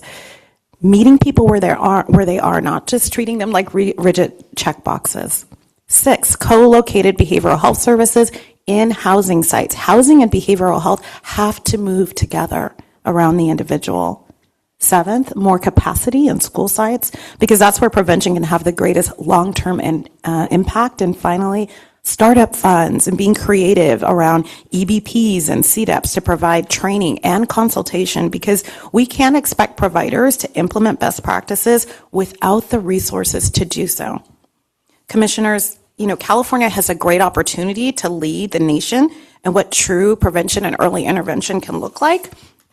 For older adults, this means access to housing, transportation, social connection. We need to come together to really make this a reality for all populations. But this can only happen if policy, funding, and implementation are moving in alignment. So our providers are ready. Our communities are asking for this. And the moment is now. So thank you for your leadership. Thank you for your commitment. Thank you to everyone on the panel and the work that we're all doing collectively to solve these problems and to really impact PE&I. Thank you for letting me share this perspective. Thank you. Wow. I mean, that is a power-packed load of information that all of you just presented to us. I really appreciate it. We'll turn it over, and we're actually on a pretty good time frame right now, so you guys did a great job in getting all that information out in a pretty limited time frame. How about we turn it over to our commissioners to ask questions, and I'll just Just a recommendation, if I may. Commissioners, because I know all of you will have questions, I thought we might start with Javon and just go around the room. And that way it will prevent the sort of popcorning effect that we somehow... Should I do a timer on this too? And if that's okay, Brenda, with you. Yeah, absolutely. We'll start with you, Javon, and we'll just kind of work our way around. And as we get around to the end, Sheriff Brown, if all the questions that you had have been asked, that will be helpful. That will also, I know that there will be lots of questions from the public. And so this is what we're going to do again. And the vice chair and I will go last. I'll be at the very end, and I may not have any questions by the time you all finish asking yours. And again, on behalf of the commissioners, and thank you again, Brenda, thank you all very much. I'm going to say it for everybody. It was a great, great panel. Thank you very much. Given our need to really make best use of our time, we're not going to say thank you anymore. And we're just going to start asking questions. So, Javon, we'll start with you. Can I say one real quick thing absolutely. before Commissioner Wilk starts? Just in terms of, for anchoring for our commissioners, we do have quite a bit of prevention-related work in our portfolio. So just even as you guys are thinking about this, whether for your questions or just in general for our work and also our stakeholders. I mean, we have, in terms of our youth projects, we have our Behavioral Health Student Services Act, a variety of projects under that funding allocation. We've got, in our Mental Health Wellness Act, our 0 to 5 maternal behavioral health, and then we've also got our SUD pilots, and we've had our older adult projects as well. We've had our Working Well report. So we've done quite a bit of work in this space, and so just kind of a reminder, we have a lot of new commissioners as well, so I'm going to try to do this a little bit more often as we are having our conversations, because I don't want to assume folks know, but just there is quite a bit of prevention work that's been done and trying to think about how to connect the dots and how we can help move forward. So with that, Commissioner Wilkes. Wow, right on the spot. Okay. So, and I know you said no thank you, so thank you for thanking them. Amazing individuals. Y'all said a lot that just has my heart ringing right now when it comes to the pulse of the community. I can go on and on with the things that have been written, and I know we have a question, and we got a lot of commissioners probably got questions too. So one of my questions, which is always at the top of mind, especially with CalAIM, and so this goes to you, Carmen, when it comes to the incentive dollars, when it comes to also I believe there's the community reinvestment dollars, and just context, the incentive dollars was when CalAIM came online, managed care plans got incentives. I'd love to know what was done with that fund, with those funds, and then for the community reinvestment, what is happening with that, especially to bolster the work. And I do have one more question. How's that transitional rent going? Okay, so I'll try to take it one by one and then might need help. So all of the Medi-Cal managed care plans, right, had to work on that with CalAIM, like you said, with the different investment dollars, and then now with community reinvestment. But if allowed, I'll speak to at least what CalOptima Health, we took that as a privilege, and as a managed care plan, we really leaned in heavy. So we're lucky to have the leadership that we do. And so, and we really wanted, as being a COES plan, and with our current CEO and COO, it was really a testament to get back into the community, to make sure that we're there every step of the way. We can't exist without the community, which meaning our members, our providers, our CBOs, all the constituents. So what we really did is rolled up our sleeves and dug in and did the work of that. So with those investment dollars, we had many different listening sessions with the community, with the different providers, to really hear from them, what did they need?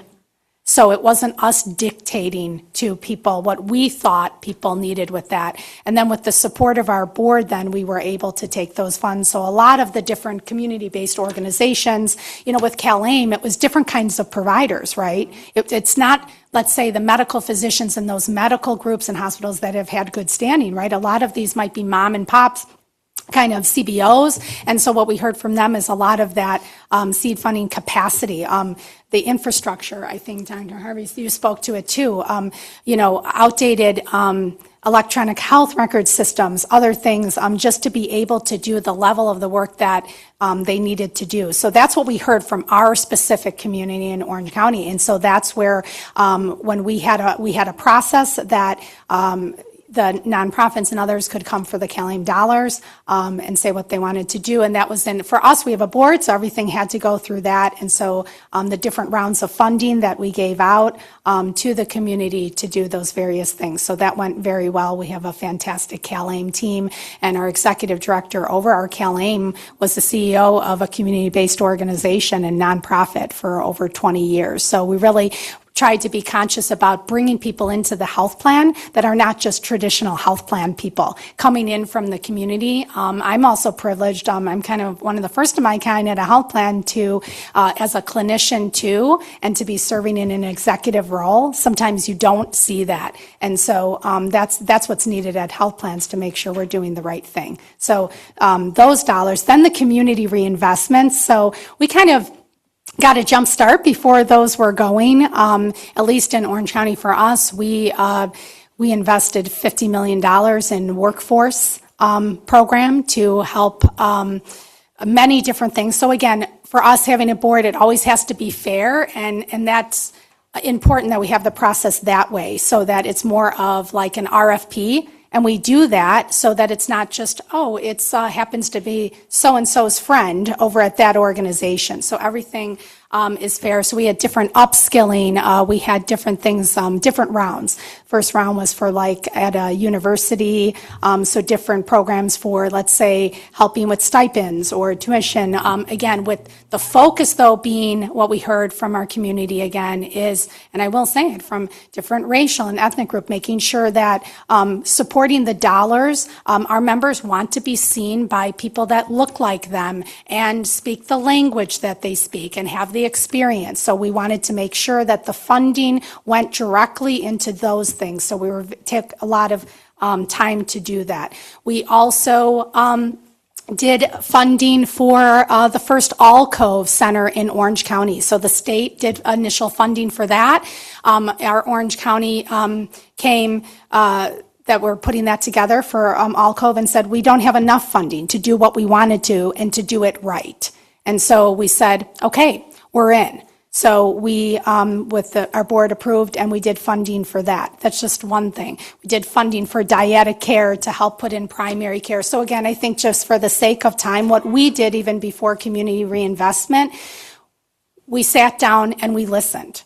And we didn't listen to just the good stuff. I mean, let me tell you, with the providers, I think I sat for a year, and that's okay. That's our responsibility. Managed care plans have a lot of power, right, and finance. And we have to be respectful, and we have to use that the right way. And we're doing that. And I can speak for the plans. I'm seeing that happening. So with the community reinvestment, we have already done that. But now what we've done is we're sitting with our county partners, because like when Michelle spoke and the different things that might be getting cut now, right, from the different funding, that's where we're looking, because again, we want to make these dollars count in the right way. So we're trying to look at the things that the members in the different counties, so I'll speak for plans, right, things that might be getting cut that are still of a need. Is it something that we can support then in that community reinvestment dollar? And I think that's going to look different in every single county. And so the commitment to our county is to look at that, but not move in a silo with our partners. So we have had, I mean, I think it's probably like hundreds, listening sessions with the people, with community-based organizations, with the county constituents. I'm going every other week to their meetings, and sitting there with them. And so, and having multiple stakeholder meetings to hear them. And so we're not moving in a silo. So that's our approach to the community reinvestment. We're really proud of the work we've done already. It's a lot of paperwork. It's a lot of now it's just how do we fit this and how do we do what we need to do? And I think the biggest challenge with the community reinvestment dollars is how do we do it in the timelines that they're giving us, because you need the people to get the money so they can continue the services and do that. So that it's just trying to fit those things together. I hope I answered all of your question. Was there one more? I think. Yeah, transitional rent. Okay, and so I can tell you what transitional rent, I'm really excited for it. In our county, we went live, and what that took again, this just takes hard work sitting down and doing it. So we met with our county, I think on a weekly basis, in-person meetings, other meetings. So again, I'm really blessed in our county. CalOptima Health had been a one plan, Medi-Cal plan, until the addition of Kaiser, which we love Kaiser, and they came on board in 2024. But I think from our county, maybe we had a little bit of an easier time because it's been us and our county partners for so many years. So believe it or not, we actually like each other. We have arguments. We say it's like a long-standing marriage. So sometimes, we have some fights, but we get over it. We get over ourselves because we're there to serve the people. So we have worked with the county to stand up the transitional rent, and now we're having post-implementation huddles because, we know we're going to have some bumps in the road. But we're really excited. We just dig in, and that's how we do it in our county. And we're going to continue to meet, and we're going to continue to be committed to working out any of the issues.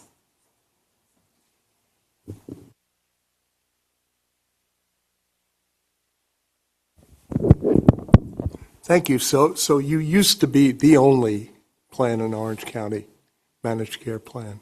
Yes, we were we just celebrated our 30 year at CalOptima Health. And so just up until, 2024, when the state, did some redetermination with plans. And so then Kaiser is the other Medi-Cal managed care plan. We're happy to have them as CalOptima Health, though, again, we serve 1 and 3. So the majority of the Medi-Cal beneficiaries have CalOptima Health still. Okay. Well, this was very helpful to me of framing for me. I have a lot of questions, but let me just ask the question around the work that we're trying to do and how you feel the current system can better support that. Sacramento County, we have 4 separate managed care plans. We've built a good relationship with all the 4 managed care plans, but when things like this happen, the first 5 commissions have now been required to have MOUs with all of the managed care plans to make sure there's coordination and all of that. Well, the first 5 commission has 1 person doing 4 other jobs, and they don't really have a person to negotiate a managed care plan. So that's a potentially fruitful partnership, which has to be more sensibly based, or getting them some help to do that. We have great support from the county, and we have tried to attack the concept of access. We find that a lot of our families, as hard as the managed care plans try and everybody try, there's just not access for a lot of people for the whole variety of reasons, starting with ethnic group fear of approaching the system, et cetera, et cetera. So we've worked with using the existing money, in other words, the reimbursement through Medicare, Medi-Cal, to place 60 clinicians in schools across the county, starting with our neediest schools. And they are placed there, and we asked the county, could they be my employees rather than county employees, and they're deployed by the FQHC as sort of satellite people. But we've been able to hire people who are copacetic with working in a school, and they become a great asset to the school in general. But again, they provide a source of access which is free, it's available, it's there, and it's confidential. So we have FQHCs. Not all of them get on board to all of this. So you have to work through that. And it's just a process that I think if we could focus more just on prevention and access, and be more accepting of these partnerships. They're not going to be perfect. We've had all kinds of problems with what they call the HRSA, the federal agency, but we sort of cleared that up. But I think the innovation part of it is really important, because there's a school in every single neighborhood in California, and I've had conversations with people who say, well, we just believe these services should come through directly through the medical system. Okay, but that's not having provided access so far. So I guess I wonder, with all the mix of these providers and so on, is what we're doing, is that making sense? Because the county is really interested in making services available, preventive and ongoing services. So that's my question. Does that make any sense? This is music to my ears, Commissioner. And I would just add this maybe for consideration in terms of those partnerships of school-based clinicians that also include linkages to community-based organizations, because the work needs to continue, as Dr. Clark-Harvey mentioned, that the work needs to continue beyond the school walls, beyond the school day, beyond and the weekends. The crisis. And I should have said, for every 5 schools, we have someone called a family navigator whose job is exactly building those liaisons, but also working down into the 0 to 5 space, because we have early ed programs. Now, school begins at 4 years old, if you want, but we have programs that go into the homes, particularly for our most needy kids. I would just add, in agreement, care has to be, grounded in the community, right, to impact folks, and that happens in a lot of different places and spaces. Schools are in the community, clergy is in the community, use of cultural brokers that have leadership within various communities is really important. So I think that multi-pronged approach is truly what has to happen. It's not going to be just schools, right? It's not just going to be community-based providers. It's everybody, working together. I think we have a huge opportunity now to really look at how we restructure that within the confines of funding constraints that are out there. Yeah. And I would just add, I would encourage you to continue based on any entity, but the state has been great with the Children and Youth Behavioral Incentive, and part of that is the new multi-payer fee schedule. And so that does allow school or school rostered providers that can include CBOs or others. So depending on the type of service and the type of professional, if it's a licensed clinician or not, there's other things. So I would encourage you to continue in Sacramento to look at that and explore that possibility. Again, one thing is never a solution to everything, but it's kind of braided funding. But it does allow for different professionals to get paid through managed care plans. We are the contractor for that program. Yeah.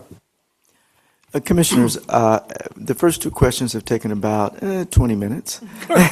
So what I'd like to ask is if you could ask one question, and then if you can direct it very specifically to one or two panelists, and then one or two panelists answer the question, and that way we can try to move through the Q&A, because we still have public comment that we must get to, and we want to make sure that we always give our public a chance to speak. So, Karen? Thanks. I'll do my best to be concise. I think I kind of appreciated the flow of the panel. Like, it made sense the way it went from kind of macro down to on the ground. And I appreciate the shift in Prop 1, the shift in focus. I mean, I think the behavioral health goals, those 14 behavioral health goals, really aren't much different than what was in the original MHSA. But I think this aligning the funding with the specialty mental health plans are responsible for the sickest of the sick at the county level and those that find themselves system involved. And so the shift makes sense. That doesn't mean it's easy. In fact, it's quite difficult. And we're asking a lot of the partners to work together to make this happen. It sounds like it's working great for CalOptima. I know that's not the case statewide, that, this all-payer fee schedule is not rolling out as quickly as everyone would like. And so the end result is that a lot of our young people are getting left behind as we try to implement this. And so I think my question and for the group is, what can the commission do as we navigate this transition and move into implementation to ensure that we get to those young people and address those reduction goals sooner rather than later, so we can avoid some of the improvement goals, the prevention stuff. How can we get to that sooner? How can we support all of you and your entities get to that sooner so we can avoid some of those things like incarceration, hospitalization, and homelessness? If I may, Michelle Cabrera with the County Behavioral Health Directors Association, could not agree more, Karen, that, the shifting or sort of refocusing the specialty safety net system on the deep end does require the sort of shallower end of the pool to sort of step it up. And by that, I mean, we really need to see more accountability for the non-specialty mental health benefit in Medi-Cal, as well as commercial insurance plans. Commercial insurance plans, as Adrienne mentioned in her example about the youth, I do think that there is a challenge in that you really just can't get the same quality or types of services or access for people with commercial insurance as you can in the safety net. And a lot of Medi-Cal beneficiaries don't even know, a lot of primary care physicians don't even know about the non-specialty benefit. And so we've got significant underutilization of those earlier sort of points where people are supposed to be getting served.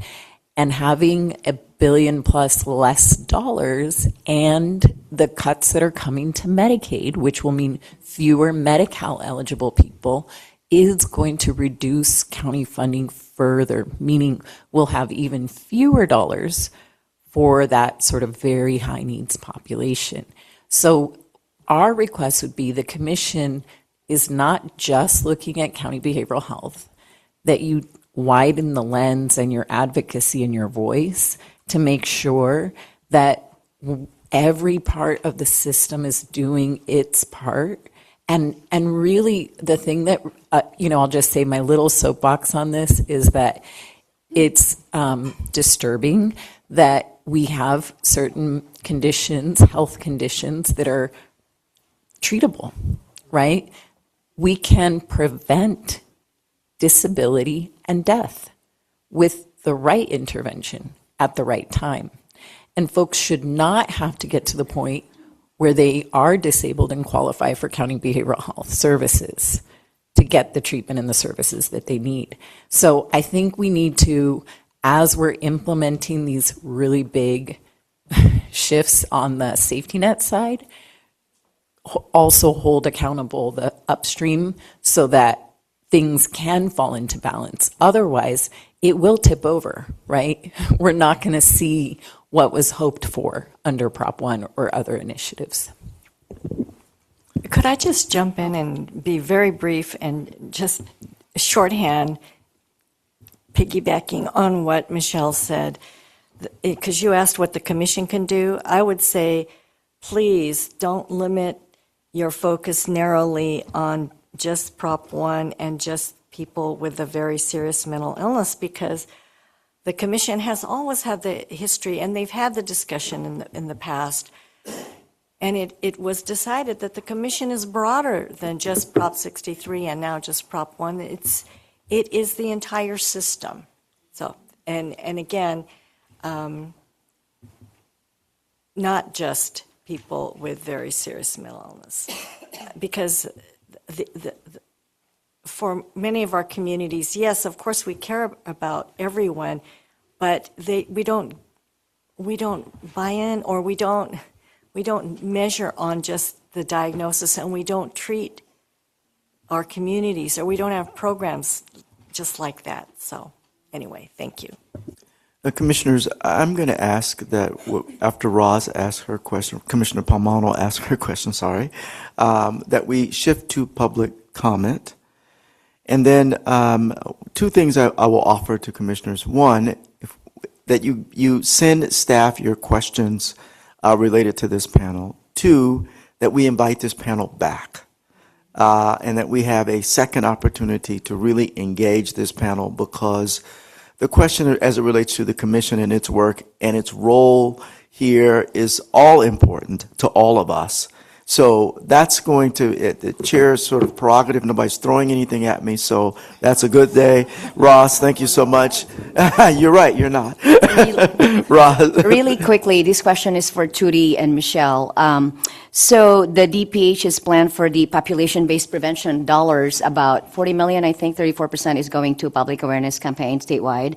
And then Michelle talked about the RAND evaluation on all these public awareness campaigns. So really high level, because you're coming back here anyway.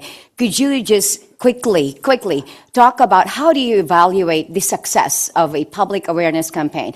How do you measure increase in access, increase in actual receipt of services, and really the quality of life associated with that public awareness campaign?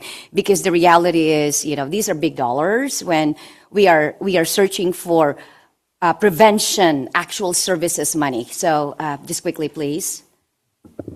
Yeah, no, I absolutely appreciate that question, because I think it is worth discussing how we take such a huge investment and really see whether or not it creates an impact in the communities. And so part of our effort has really been thinking through this idea of theories of change.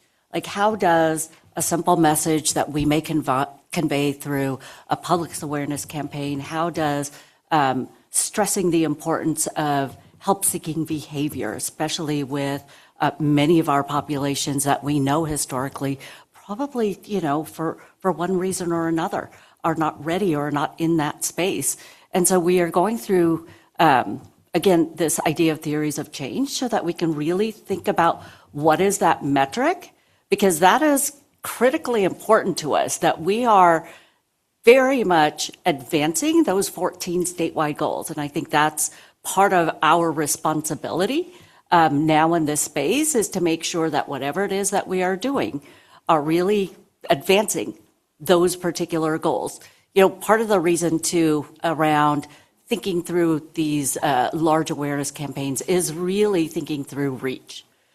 How do we create the biggest impact that we can with ultimately the limited dollars that we've got? And so how do we think about the entire population from that perspective, and where can we create reach in really important messaging about mental illness, substance use, help-seeking behavior, accessing resources. But the one thing I do want to note that I didn't get to, because I tend to be really verbose, is that we've complemented all of these things. So to the extent where we are investing in these large statewide kind of awareness campaigns, we're also investing in community.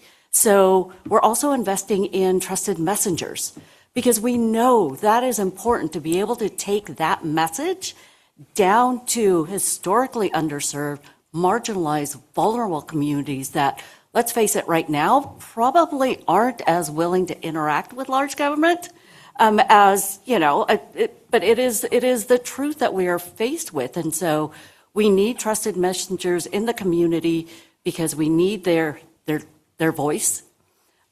We need their ability to access these communities, and we need their expertise, quite frankly. So it's really about how do we couple statewide things with real investment in the community as well, because we want reach. We are going to need reach to create real impact.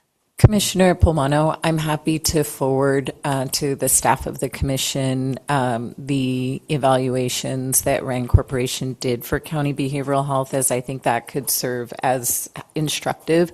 There have also been peer-reviewed studies that have looked at what was the impact of the MHSA on things like suicides based on CDPH data. And so happy to share some of that as well and to continue the conversation. Okay, we are now going to commissioners shift to public comment. And so, Mariani, if you would please. We currently have 3 virtual comments. Our first comment is from Hasmin.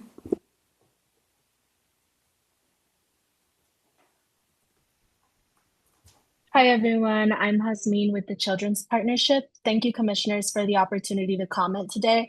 I want to echo Adrian Shilton's comments on the ongoing unmet mental health needs of children and youth in California, and emphasize a concern about how the Behavioral Health Services Act is being implemented and how California is at risk of inadequately serving children and youth through true early intervention. Some of the upstream approaches often discussed with relation to BHSA are often limited to 988, mobile crisis teams, and crisis stabilization. And while these services are essential, they are fundamentally crisis-oriented. They serve individuals who are already experiencing acute mental health challenges and symptoms. True upstream early intervention, particularly for children, supports communities, families, and young people before symptoms emerge, helping prevent mental health challenges and crisis from developing at all. At the county level, we are seeing widespread cuts to children's prevention and early intervention programs in response to the state's new priorities. And many counties believe they have received a directive from the state to eliminate prevention entirely. So rather than making a good faith effort to collaborate with their youth, families, and children, and child-serving stakeholders to translate existing prevention programs into allowable early intervention direct service models. As a result, effective community-based direct service programs for children and families are being gutted, not because they lack impact, but because counties lack clarity and sufficient guidance on how to frame and fund them. Counties need clear direction that upstream early intervention direct services for children are not only allowed under BHSA, but they are essential to its success. We appreciate the Commission's efforts to uplift the current challenges and budget pressures that are creating barriers to true upstream prevention and early intervention services. We urge the Commission to synthesize what you have heard today and work with the administration to ensure counties are not wholly abandoning prevention-rooted programs, but instead creatively and responsibly translating them into early intervention strategies that meet BHSA requirements while still meeting the needs of children and families. If BHSA is truly about long-term outcomes, then investing early before crisis must be a priority, not an afterthought. Thank you. Thank you. Our next comment is from Courtney. Hi, Commissioner and panelists. This is Courtney Armstrong from the First Five Association. I want to thank the panelists for this important conversation today and also very strongly support Hasmeen's comments before me. I feel like she really covered it. But just wanted to highlight a few key points from the First Five Association perspective. We appreciate the proposal for the population-based prevention funding that was released from CDPH and the effort to balance both statewide prevention efforts with the funding for local communities, and would urge the department to consider shifting that balance even a bit more to ensure that there are more funds available to community efforts. As Hasmeen mentioned, MHSA has been the predominant funding source for early childhood mental health programs in California, and the majority of those funds have been spent on group-based services such as consultation, parenting support, screening, and linkage to care, or clinical intervention programs that are paired with group interventions and training. These programs are uniquely positioned to help families overcome barriers to access, mitigate further mental health concerns, and are most likely to reach families from historically marginalized communities. First Five Association remains concerned that the transition to BHSA, as you've heard, is resulting in significant loss of funding for these services and will result in even fewer a lack of access for families who need the help most. We're encouraging the Department of Public Health and DHCS to ensure that in addition, that county First Fives are explicitly included as eligible applicants for the population-based prevention funds. First Fives are uniquely positioned as local early childhood experts with deep community knowledge, and they serve as community hubs that connect CBOs, local government, parents, and caregivers across all 58 counties. First Fives also have proven infrastructure that is already being leveraged by other state investments. And so this presents an opportunity for better use of limited resources. Excluding First Fives would risk inequitable distribution of resources and is particularly disadvantaging rural communities that lack organizational capacity to compete for these funds independently. Thank you. Thank you. Our next comment is from Gulshan. Your line is open.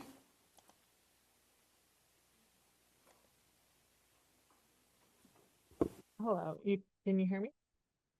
Yes, we can. Yeah, thank you.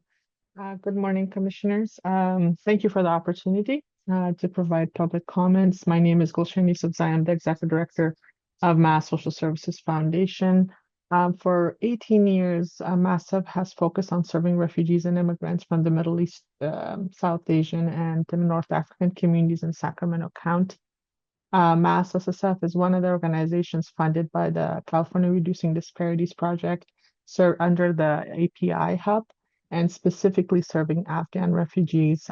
As you might be aware, due to the refugee crisis in 2021, Sacramento is now the top city, #1 city, in fact, in the United States for Afghan refugees.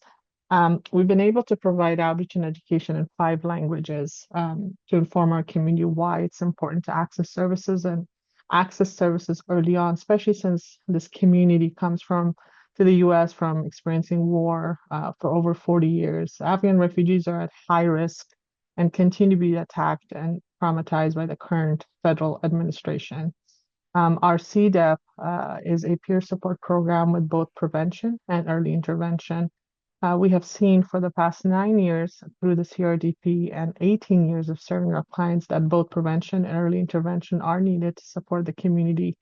We've had many successes, but to mention just a few, we've trained over 101 community members to become peer support specialists and held education events and conducted outreach in thousands in English and 4 other languages. And lastly, due to the severe trauma, we have to create trust by conducting outreach and education in a culturally competent manner.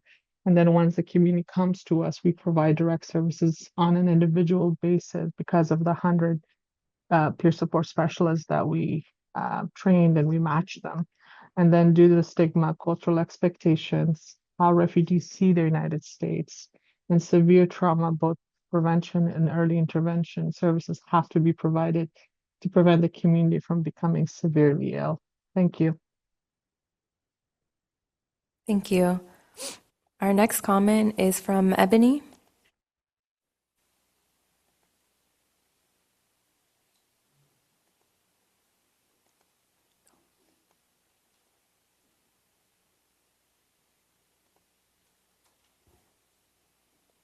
Ebony, are you able to unmute? Hello, this is Ebony. Can you hear me? Yes, we can. Okay, thank you. Hello, my name is Ebony. I'm from the Gender Health Center.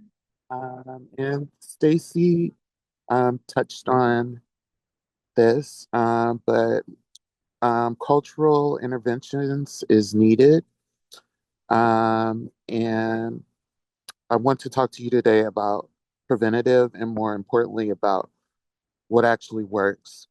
California has lived through an important chapter of this story. Back in 2010, counties came together to form what became Cal MHSA, a joint powers authority to coordinate statewide mental health prevention campaigns. That work funded like Each Minds Matters, Sane Manente, and Know the Signs. It was rooted in population health research. Counties learned from examples that internalized stigma around mental health.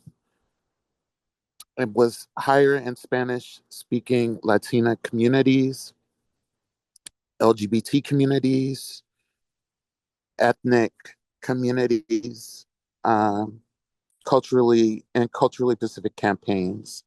They invested in communities based on organizations and higher education partnerships. And they did it by dedicating a portion of massive funds specifically to prevention.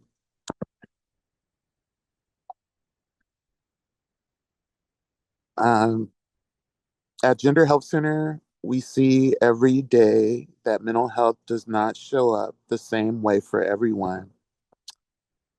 A Black trans woman navigating violence, housing instability, and discrimination is not experiencing the same barriers as a white cisgender college student. We must prioritize trans mental health, even though we're being attacked, both nationally. We really need to prioritize trans mental health right now. I am sorry that was a little mumble jumbled. I was rushing, but sorry. Thank you, Ebony. Our next comment is from Lynn. Hi, I am the Executive Director of CAMPRO, the California Association of Mental Health Peer-Run Organizations.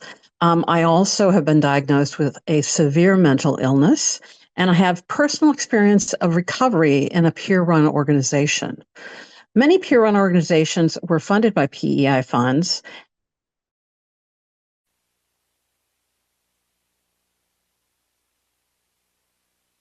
Lynn, if you can hear us, you seem to have disconnected your audio. What? Oh, there we go. Your audio went out for a second. Oh, sorry. The changes are threatening to have a devastating impact on those organizations, with some organizations facing closure. This would be a tragedy because peer-run organizations offer something effective and unique in terms of stigma reduction, reduction in hospitalizations, connection to community, and quality of life. The work done by peer-run organizations is evidence-based and a best practice.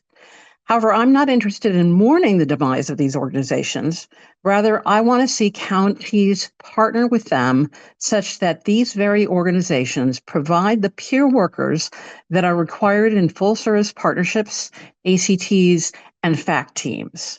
Consumers deserve the quality of peer services and fidelity to the recovery model that peer-run organizations provide and which are not likely duplicated by non-peer-run organizations. I look forward to seeing counties dig deeper and meet the desires of their community. Thank you. Thank you. And then our last virtual comment is from Jason. Hi, thank you.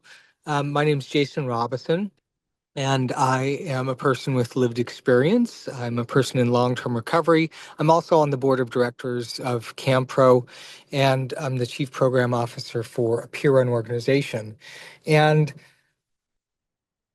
I really appreciated the story that Miss Clark Harvey told about the 17-year-old who started hearing voices.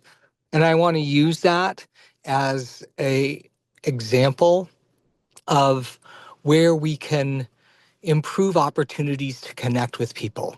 If every person that had an initial onset of psychosis was connected to somebody in recovery who had experienced psychosis themselves, we would do a great deal to prevent escalation.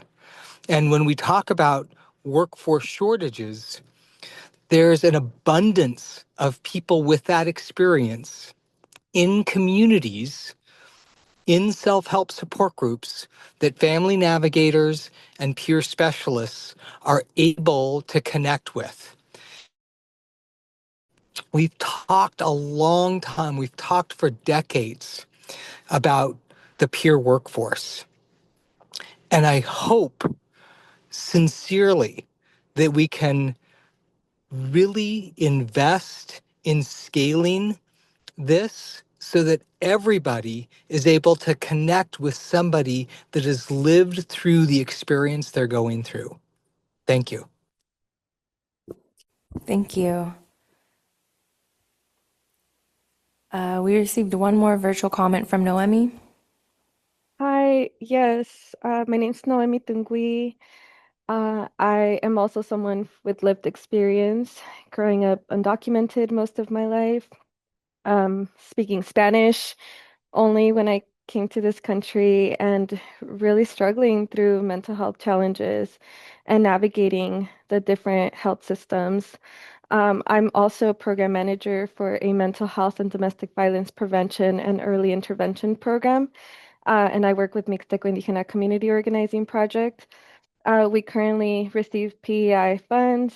We're a CDEP, and we've seen through rigorous evaluation how when culture is prioritized, when communities who look and come from lived experience with rigorous training are providing the support for other people struggling through mental health challenges, it really works. And we see that through our, again, many years of rigorous local and state evaluation. So I just want to provide a little bit of input on the whole process of Prop 1 because it's been a little ambiguous and a little question mark as to what we can expect for the future. And here at the local level in Ventura County, I know that a lot of us are struggling to see how we will sustain our programs come June, when a lot of our programs will sunset. And so just navigating the split between prevention and early intervention has been challenging. And for people who don't have the time to attend panels like these, it really is even a bigger challenge. So I do want to encourage more panels like this, and also taking them to the local levels, to counties that are not that really just need this information and to get more answers as to what the process will look like coming down from the state to the local level. Again, it's bringing a lot of fear as to all the folks who will no longer have programs available to them at a time that is most needed. I think a lot of our community still feeling the impact of navigating July 10th when we had a huge ice raid here and many people were taken. We're experiencing that every single day here in our county. So we need programs that are community-led, that are culture-led. And so I want to see counties really prioritizing what we're hearing here about prioritizing LGBTQIA and BIPOC migrant communities. I want to see that actually translates to that at the local level. So thank you so much for providing this time. Thank you. Thank you. And then our last comment is in person from LaShawn.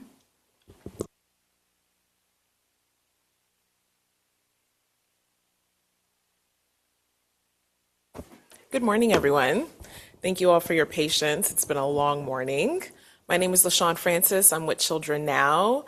I've worked very closely with a lot of you in this room with the passage of SB 326 and the implementation of Proposition 1. There are a few things that I wanted to highlight. One, I wanted to say ditto to all of the other children's advocates who showed up today and made comment. But one of the things that I think you all heard repeatedly was how much confusion that there was around what's expected and how much conversation there is. And I would actually say one of the reasons for that is we haven't done cleanup language for SB 326. If you read the bill like I have multiple times, you'll notice that the level of mays and shalls is probably a litigious lawyer's dream.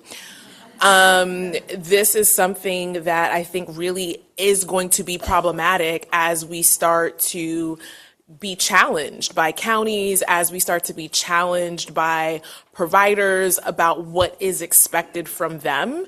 So really having the administration and the legislature go back and be clearer about what the intent was in language is going to be necessary moving forward.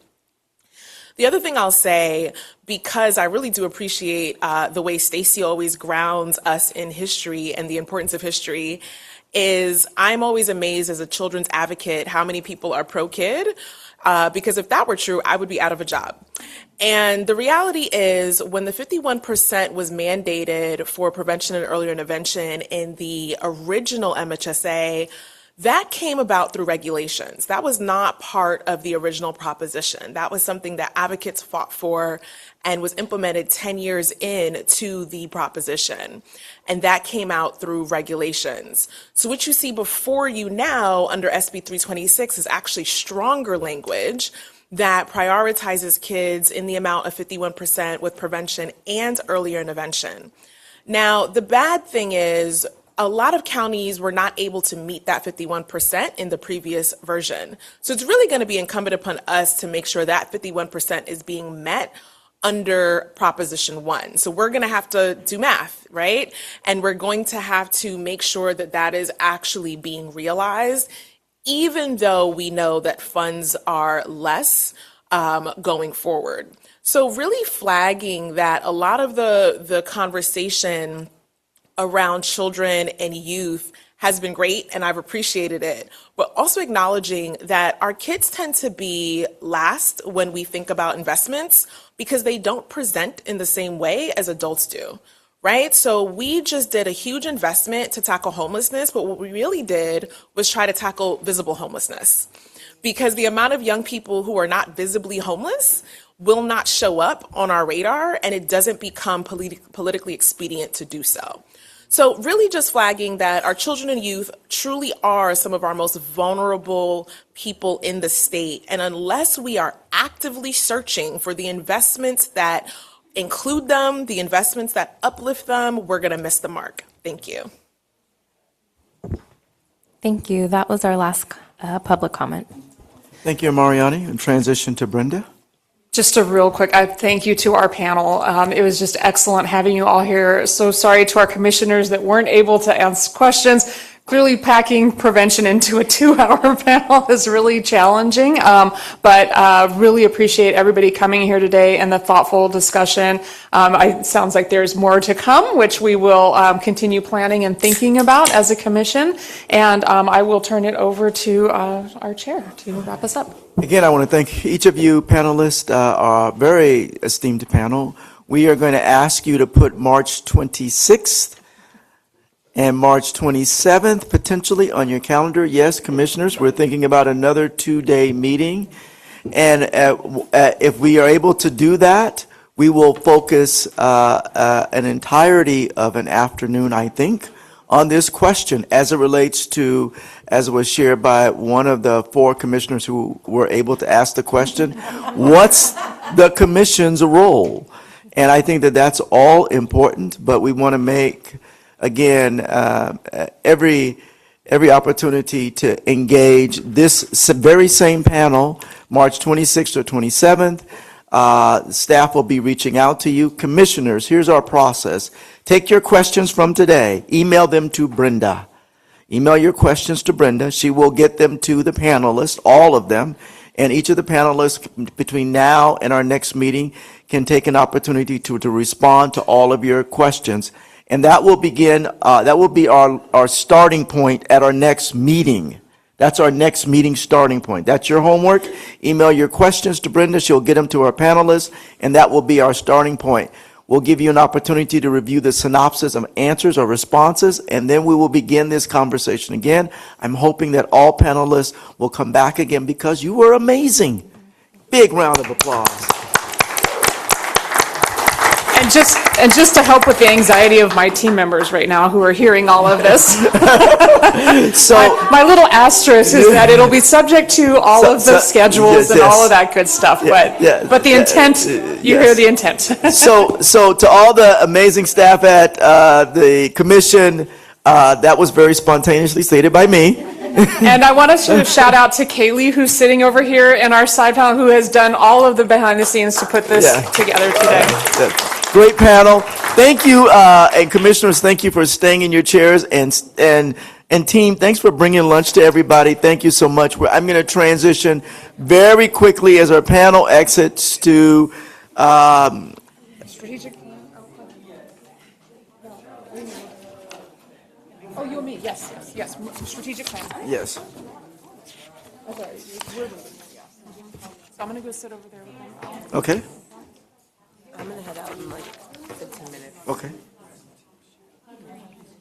We're going to move to agenda item 5. We're going to be moving to agenda item 5 in about 30 seconds here, commissioners. Agenda item 5.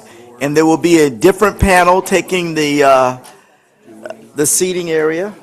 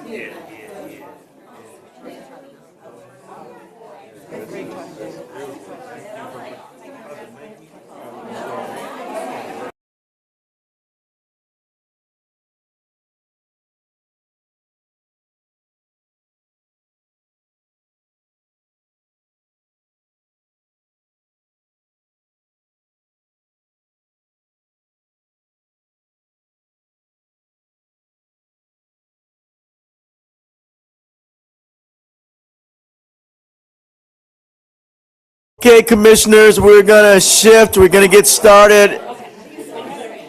Consume your lunch, and we're going to get started. OAC staff and team, you are amazing. You're wonderful. You are.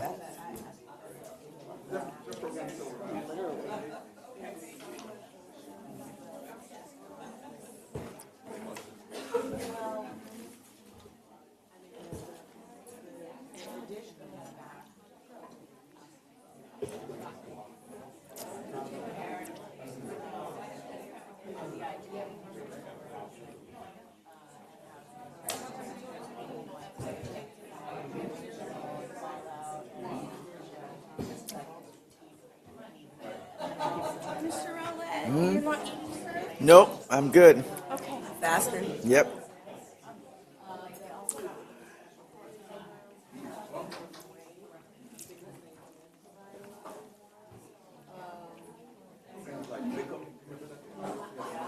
Okay, everyone. All right. All right, here we go. Here we go. I'm going to keep reading. Yes, go ahead. Now that everybody is listening to the sound of my voice. All right, the commission updates its strategic plan every 3 years. The current strategic plan was approved by the commission in January of 2024. 2 months later, California voters approved Prop 1, ushering in a behavioral health transformation that has engaged the entire public health system, including us at the commission. We are getting ready to hear from Brenda Grayledge, Executive Director of this commission, Sandra Gallardo, sorry Sandra for mispronouncing your last name, my apologies, CBH Chief Counsel, Eric Douglas, and Karen Bloomer from Leading Resources, who will lead us in a conversation. At the end of the presentation, we will propose the formation of a time-limit strategic plan advisory committee to help guide the development of an updated strategic plan, of which many of you, thank you Commissioner Larson, have commented on numerous occasions. I'd like to transition to the panel, and Brenda, I'll let you start us off. Fantastic. Thank you so much, Chair. If we could get our PowerPoint presentation up, that would be so helpful. And I am mindful of the fact that we are running about 25 minutes behind, and the big purpose of this is to really have a lot of a conversation. Oh, I don't know why I'm having an echo. Maybe yeah, I'm going to try. Hello? Okay. Well, let's try this microphone. Okay, so I'm mindful of the time, and we really want to have a lot of conversation, or as much time for commissioner conversation as we can today. So I'll be brief with the background in terms of the actual strategic plan that we have right now, but really want to kind of hone in on a couple key points for everybody in terms of how we get started. So the purpose of our strategic plan update, we have a strategic plan that we've had in place for a couple years now, almost, and so. But with the changes from the MHSA, the Mental Health Services Act, to the Behavioral Health Services Act, we've got a need to update or refresh our strategic plan for the new mandates, to account for the new mandates. We've also, in terms of as we've been operationally trying to apply the strategic plan, have run into some challenges in terms of some clarity and really being able to set specific priorities. And, I think that impacts not only our commission meetings, but also our staff team as we're looking to really get anchored in the work and very clear about the work that we're doing as a commission. So kind of having those two things in mind just as we're talking about this strategic plan refresh or update, I think will be helpful. I also wanted to kind of hone in on a point because actually Stacy made me think about it earlier when she's saying that the commission has very broad authority, and she's right. We do have very broad advisory authority. We have very specific budgetary authority, and it's just like any other organization. You can have your mission, what you're doing can be very broad, and we have very broad advisory authority to be able to advise the administration and the legislature and anybody else just in terms of recommendations or what we think needs to be done to further our systems. But just like many other organizations, you have very specific funding allocations. We're no different, and we are 100% Behavioral Health Services Act funded, which is going to be kind of the middle part of our presentation today. Our chief counsel has poured over our allocations through the whole, for last several months I've been here. She's been working very hard to pour over those allocations as, we're transitioning from the MHSA to the BHSA. So we'll talk about that, and we have several slides to really have as a reference for everybody. This PowerPoint will probably be a really good reference for you all moving forward, just to kind of get a sense of where our strategic plan is now, what our funding authority is right now, and then where we're looking to go, and that's going to be the bulk of our discussion today. So with that, In terms of our strategic plan, and actually I should say we're also joined by our colleagues here at Leading Resources Incorporated, as I've commissioned them to help us with this strategic plan update. As you guys know, our Workforce Optimization Advisory Committee had commissioned LRI to do a lot of work with our internal staffing teams. So it seemed actually, as we were having all these conversations, they all went together. And so it just seemed like a natural progression to expand that work to include our strategic plan update. So appreciate you all being here as well. So just a little background in terms of our current strategic plan. I've got the mission, vision, and our North Star priorities. And we can revisit that. I'll talk a little bit about what's missing from our strategic plan from the MHSA to BHSA. But this is more for a slide for a reference as we're having these conversations today. Same thing with the second slide. These are the 4 goals that are associated with our current strategic plan. And so, again, another reference slide for you to circle back to as we're having these discussions today. A little background in terms of our strategic plan. In 2023, Commissioner Carnevale took the lead for our current strategic plan development. And so, and worked with a consultant to create our current strategic plan that involved a lot of community and commissioner engagement. So we definitely want to honor and keep that spirit as we think about our refresh or update. We had our strategic plan get approved in January 2024, which was right before the Proposition 1 passed. So there's just that little timeline. And so the statute was implemented in 2025, and that brings us here now to January 2026, where we can update our strategic plan with these new mandates. Just got a little background on terms of what have we accomplished to date so far with our current strategic plan. With our first goal, which is championing vision into action. We've got legislative reports. We make policy recommendations. We consult with our state partners. We're collaborating with the Department of Healthcare Services on data and metrics. We're really been doing a lot of work to elevate peer and community voices and building the capacity of our advocacy groups. For Goal 2, catalyzing best practices, best practice networks, we've got our technical assistance work that we're doing to strengthen full service partnerships. We've got a lot of work in our portfolio. I won't go through all of it. It's listed there, but we talk about it quite often and in terms of all of the projects we have currently underway. And then in terms of inspiring Goal 3, inspiring innovation and learning, we've got the Innovation Partnership Fund that we're launching, and we're really looking to focus on bolstering our equity-focused evaluation in these innovation projects.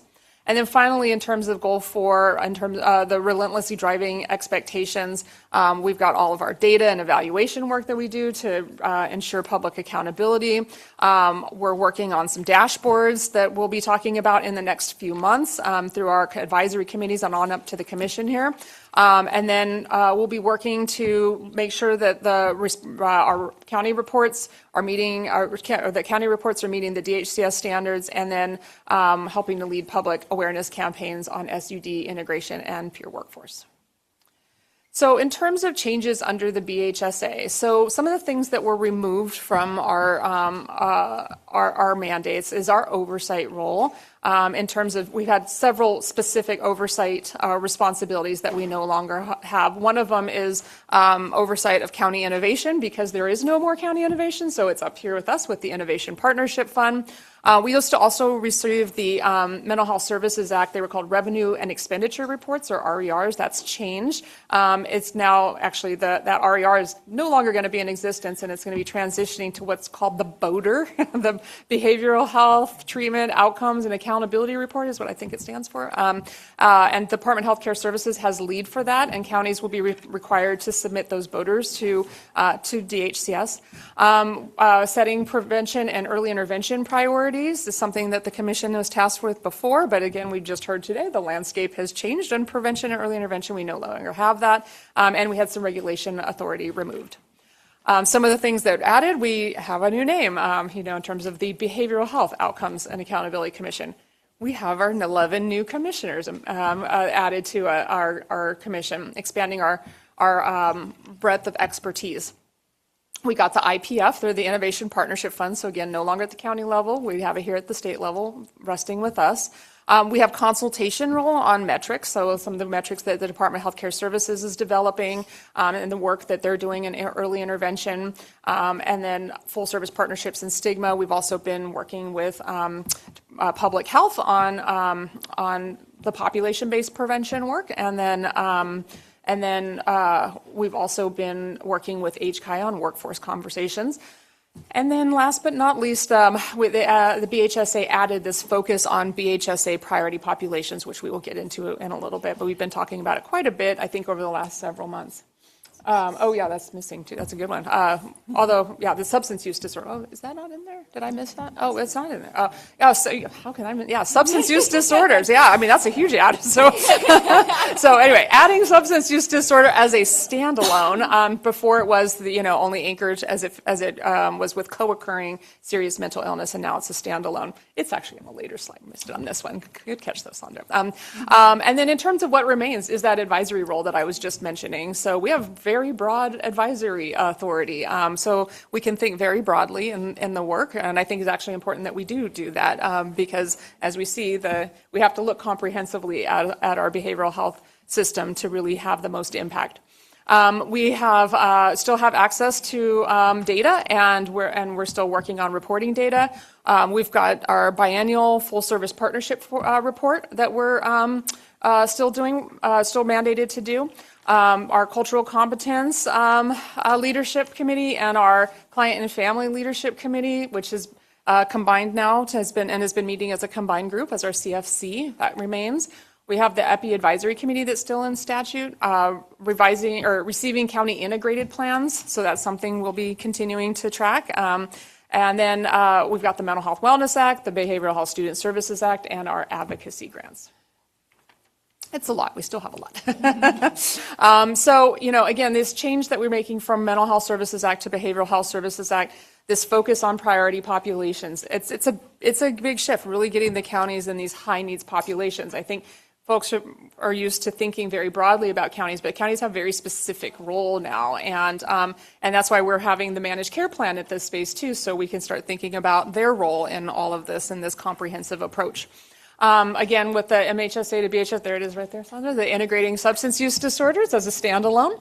The new required county housing allocation. So I was mentioning a little bit earlier that 90% of the funds that are generated through the Behavioral Health Services Act go to the counties. The pie of what the counties have to spend that money on has now a dedicated housing allocation. We'll show you those allocations in Sandra's presentation. And then again, prevention, as we talked with Trudy today, CDPH now has the population-based prevention work. And then there's a huge focus on accountability and transparency, particularly with that voter, but there's also a lot of work in terms of data to track quality and equity of services being provided. And the Department of Healthcare Services has lead for that, and we are also looking to play a role in that space that we'll be talking about in the coming months in our committees and commission meetings. And again, these additional investments in housing and workforce that are going to be absolutely key to strengthening the work. That's a lot. So with that, I was going to put the 5-point harness on right now because Sandra's going to go deep into the money, and this is going to be a very important part. So. Hi, folks. This is Sandra Gallardo, and I'm the Chief Counsel for the Commission. I'm sure I know most of you, and please always feel free to ask me any questions. I'm always available on anything that I speak because I know when I start reading laws and statutes, most people fall asleep. So I wanted to start with the BHSA proposition legislative intent. Hold on, is this one? Okay. So this is the uncodified version of pulling out the statistics that were at the cover of the voter pamphlet from the Secretary of State that went out statewide for the vote of Proposition 1. And the next slide has a quote, but leading into the quote, the legislative findings and declarations really honed in on the specialty mental health population. It said 1 in 20 of adults, California adults lives with a serious mental illness. 1 in 13 California children has a serious emotional disturbance. 30% of youth, 12 to 14, 12 to 24 years of age experience serious psychological distress. 1 in 10 Californians meet the criteria for a substance use disorder. 121% increase in opioid deaths between 2019 and 2021, and suicides rates have increased among youth between the ages of 10 and 18 years of age. So this language set the stage for, again, continuation of the legislative intent, and we have this quote here that said, "The time has come to modernize the MHSA to focus funds where they are most needed." And that included the treatment for those with substance use disorders and prioritizing care for those with the most serious mental health illness, including the disproportionate number experiencing unsheltered homelessness. So even though this isn't part of the actual text of the law, this is where, as an attorney, you go to see what is the guiding principle for these changes, all of the changes that Brenda just shared in prior slides. So you see a theme, and you'll see it repeated as I go through all of the statutes, but you have to think of the intent as why behind these massive changes that Proposition 1 brought. So this is a handy dandy chart. I rely on it because it really shows you the split. So this is the Behavioral Health Services Fund. So yesterday, Lauren told us that it's projected to be $4.7 billion for 26-27. It was $4.6 billion 25-26. So you'll see that 90% of that fund is going to the counties. That is the vast majority, right? That is the chunk, 90, and then 10% to state administration. So then you see that the 90% is divided 30% housing, 35% FSPs, and 35% BHSS. And this is where you see the 51% allocation for early intervention. Of 51% of that has to go to individuals who are 25 years and younger. So you see that. And when you see 5892A, the language in the statute is, well, let me just cover first the 10% state administration. And this is where the 4% that CDPH mentioned earlier, that's where you see that coming from, the 3% for HCI to workforce. And then you have the catch-all 3% that is for, quote, state-directed purposes. So that includes DHCS, us, Cal HHS, the Behavioral Health Planning Council, like it's just like a mishmash of folks. And as Brenda shared earlier, we are 100% BHSF funded, so our funding all comes out of that 3% bucket. So when we're going back to the A section, right, which is with the counties, the statute actually specifically states that county programs, so all those 5892, must prioritize certain populations. So when you hear the term priority pops, this is what they're looking at. They're spelled out in 5892D, and it's children and youth who are chronically homeless, at risk of being in juvenile justice system, reentering the community. I mean, you see that it's again, how we started with the Legend 10. It's the largely SMI population. And so we're looking at the most in need in our community. So that is who the counties are now mandated under the BHSF to be supporting. And so when they're doing their programs, they're not excluding anyone out of the priority, but they're prioritizing these communities.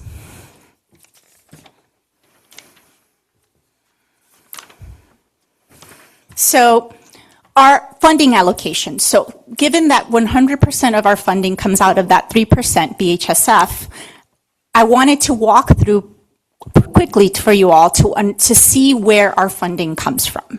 So as was stated, 100% of our funding is from the BHSF, and these specific allocations include, and I won't read them out since we're going to go one by one with them, but you see that there's the Mental Health Wellness Act, IPF, BHSSA, etc.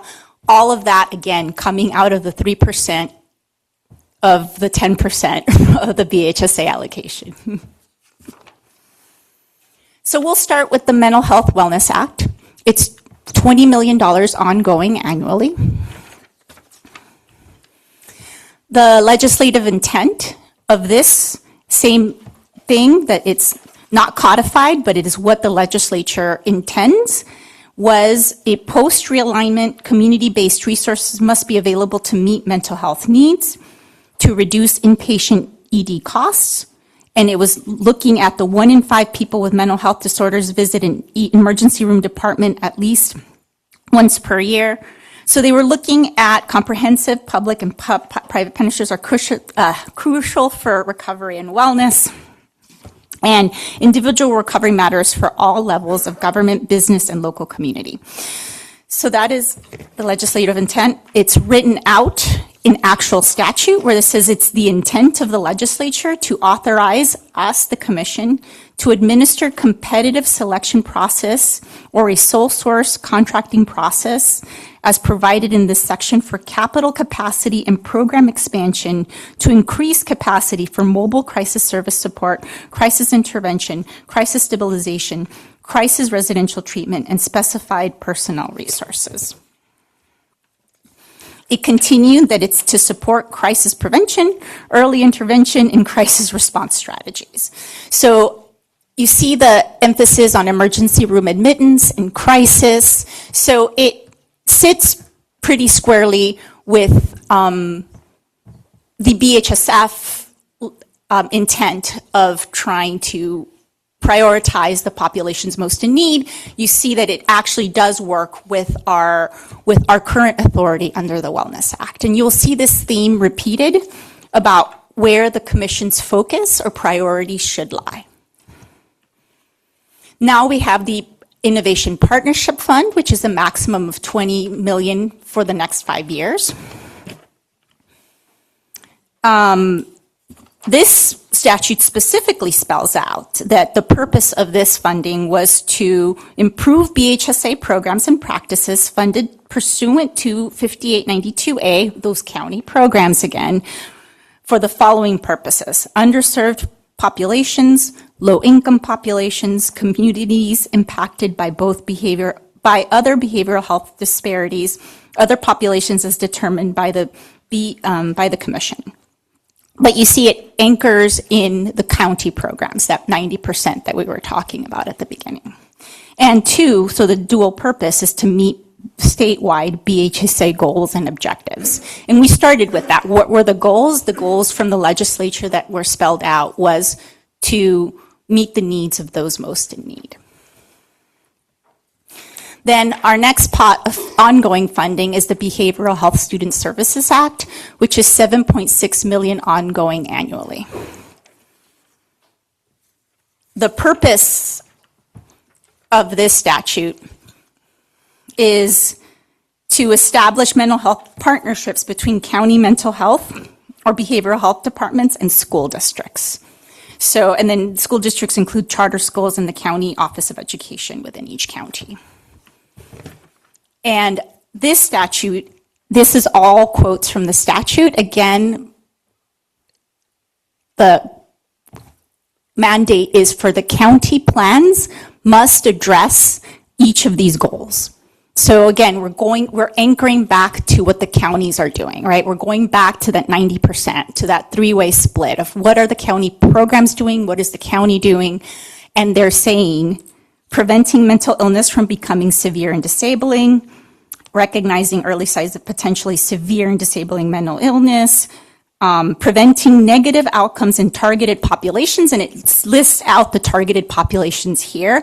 And you see that there's a lot of overlap with the priority populations of BHSA. We have suicide and attempted suicide, incarceration, school failure, dropout. Like you see the themes running consistently throughout all of these statutes.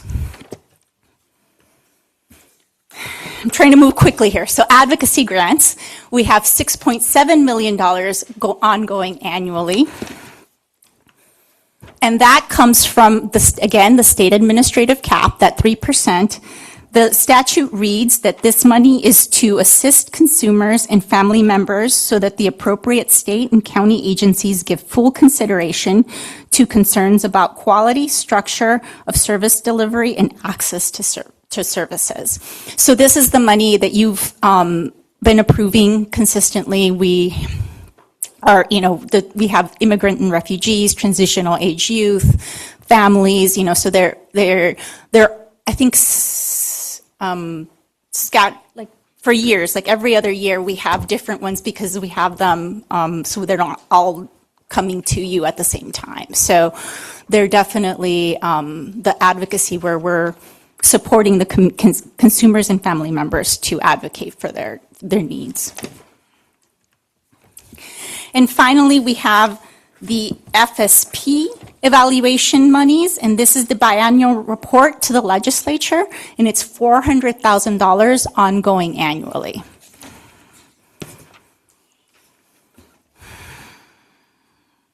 So FSPs, remember, we're going back to the 90%, 35% of the county money has to be spent on the FSP if you go back to that. And it's the comprehensive service model within the intensive individualized support for adults with children with serious mental illness. So again, the overlap is pretty tight here with the priority populations again, because FSPs by definition are serving those most in need. Because they're 24/7 availability with the whatever it takes model. So these are the FSP target populations. Again, very much in alignment with the priority populations spelled out in the BHSF. And our statutes, the report actually tells us that the CBH report shall include, but not limited to, information about incarceration or criminalization, housing status or homelessness, hospitalization, emergency room utilization, and crisis service utilization.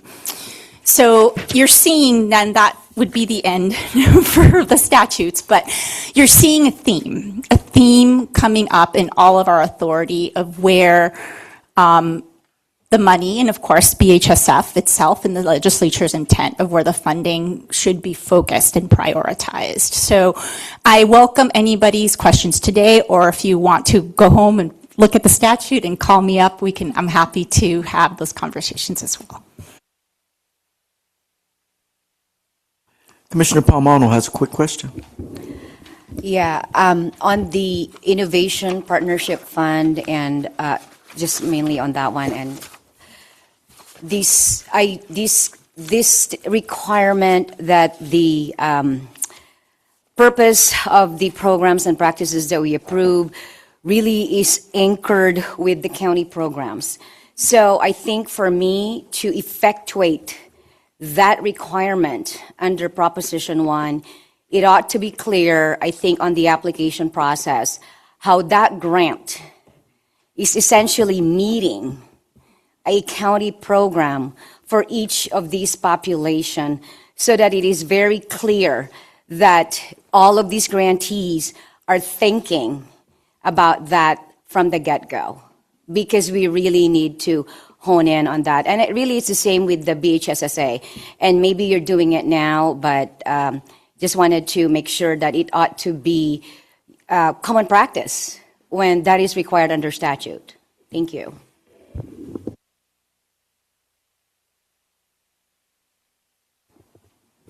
I would restate that, yes, they must be connected with the county plans, and I might not be expressing this correctly, but I think that what we heard from earlier this morning is so much of the community-based work is being lost, and so much of the ability to go out into the community, the CBOs, the cultural elements, and as a veteran advocate, I have to say veterans are a culture that has been siloed and excised from our general public health and behavioral health and aging and every other system in California. And I could go on and on about how the VA doesn't do everything, blah, blah, blah, blah, blah. Anyway, going back to this. Veterans do, however, and other people fit into different buckets within the county priorities. So you have an individual who is at risk of homelessness, at risk of incarceration, all that.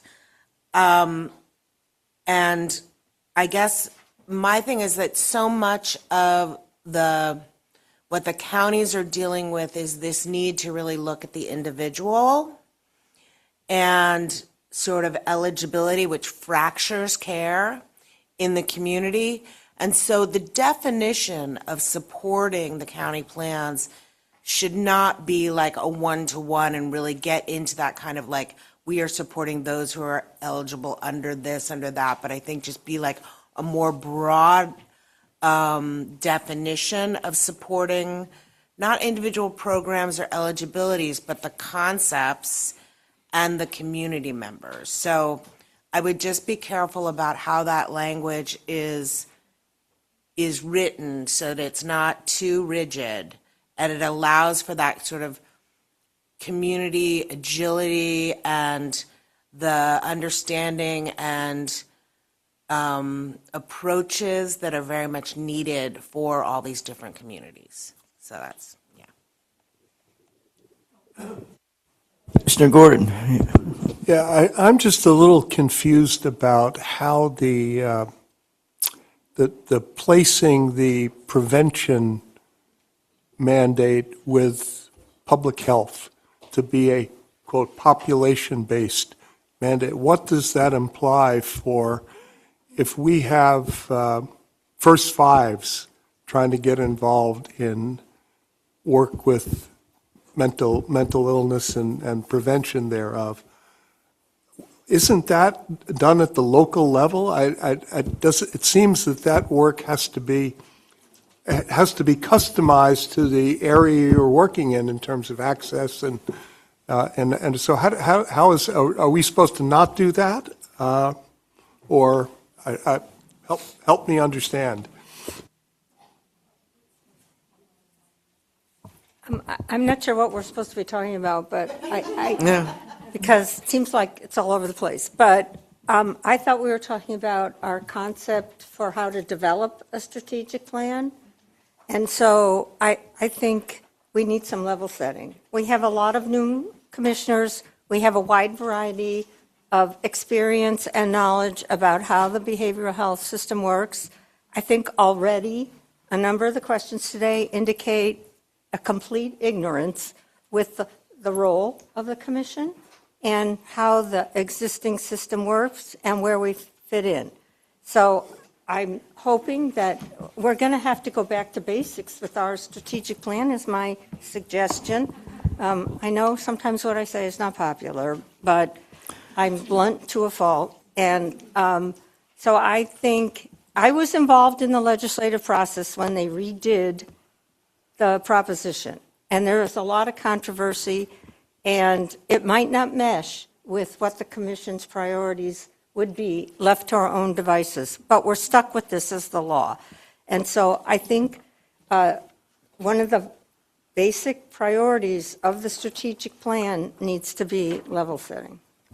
So, commissioners, I'm going to take the liberty to ask us to think about that question. And in the past, I've spoken to the process in which the commission, just in terms of a little bit of history, in its own discussion, talked about the proposition, our position about the proposition, and then ultimately how we ended up living with what we said, okay, we got to live with this.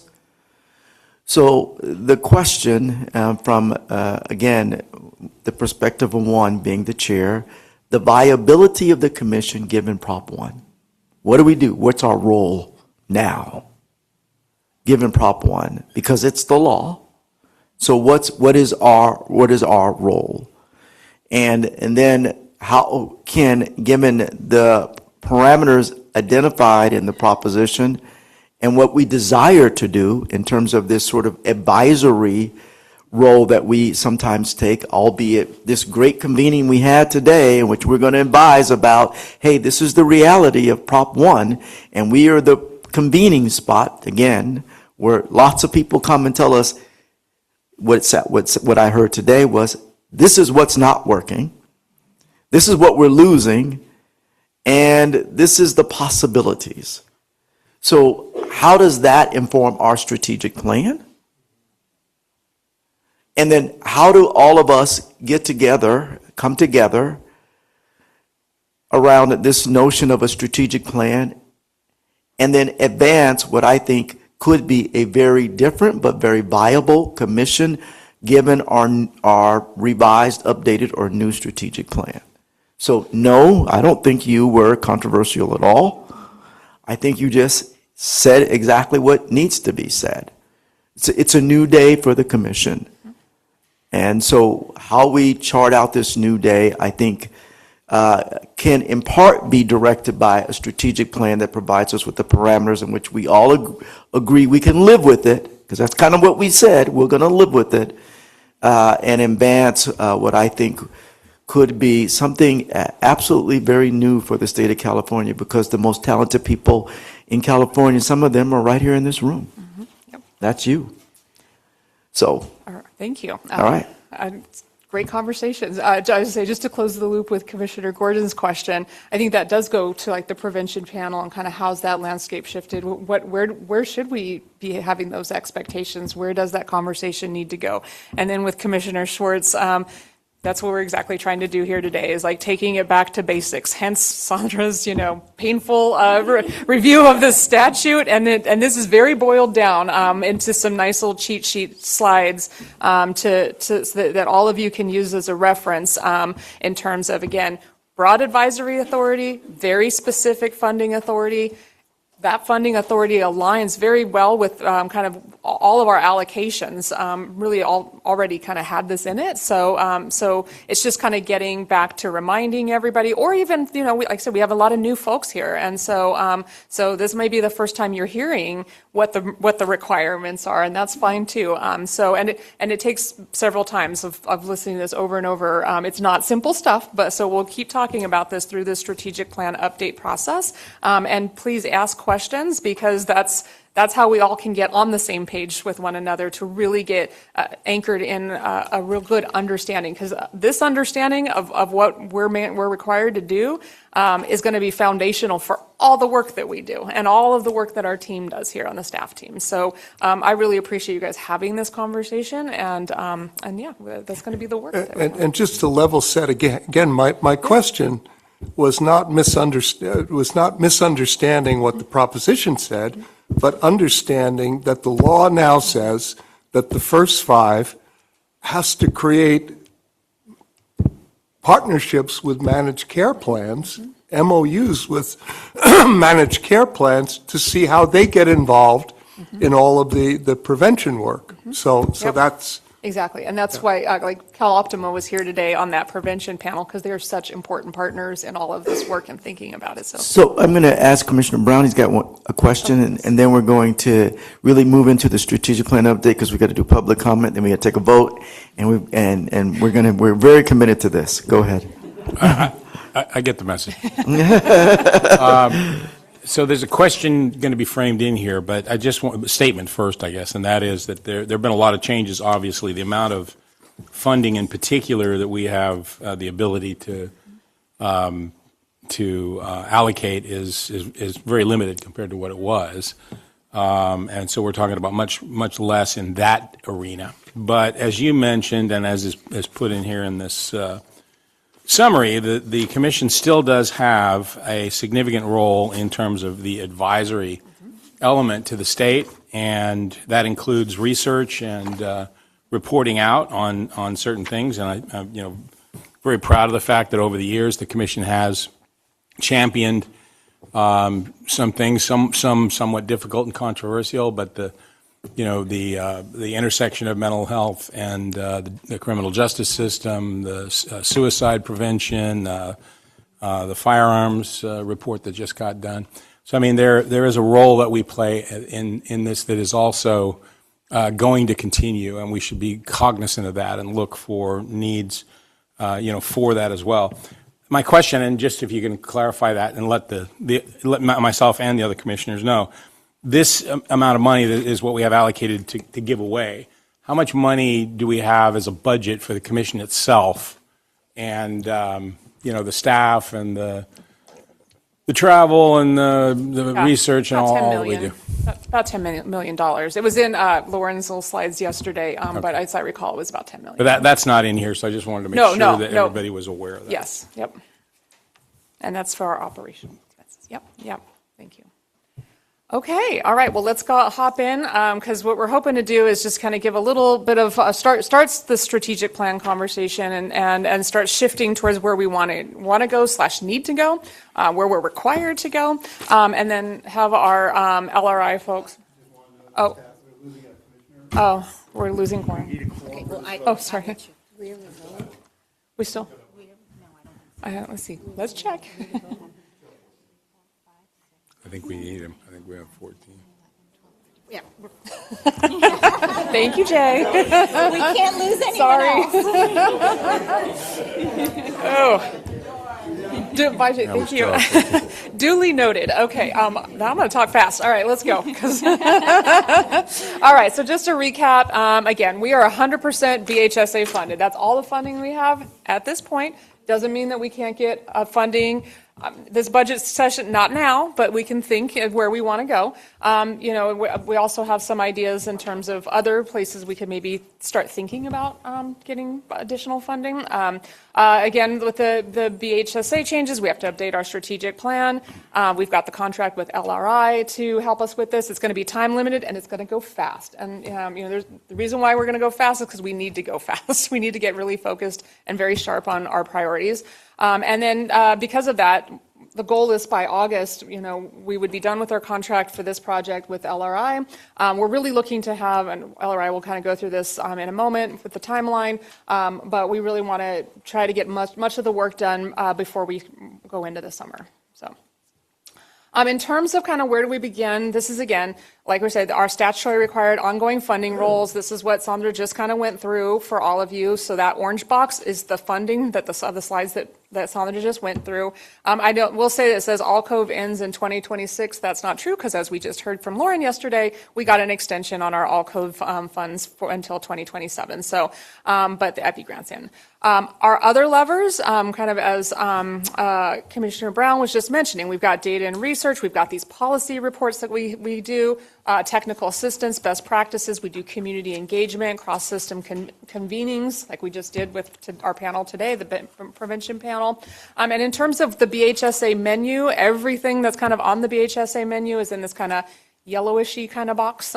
So you see the priority populations there, the SUD integration, housing, FSPs, prevention, early intervention, workforce, outreach and engagement, capital facilities, technological needs, innovation or innovative pilots, accountability and transparency, community engagement, diversity and equity, and cultural and linguistic competencies. So that's kind of our menu, or where we can anchor our thinking. In terms of, at the beginning of this, I had the slide of our mission, vision, and our North Star refinements. So as our staff team has started kind of thinking about this, getting a little head start for you guys to start thinking about it, some of the considerations that we've identified in that mission, vision, and North Star is that it doesn't mention the priority populations because it didn't exist at that time. It's limited to prevention, early intervention, instead of that full spectrum of behavioral health services and supports in our system. It didn't have the SUD as a standalone, and it doesn't have there's innovations all over our plan, but our mission and vision doesn't have that. So we're looking to, we as a staff team are suggesting to our commissioners of refining our mission, vision, North Star to focus on those priority populations, talk about SUD integration, all the transformational systemic changes that we're making or that are being made under behavioral health transformation, again, being explicit about our innovation and collaboration roles. Wrong thing. Okay.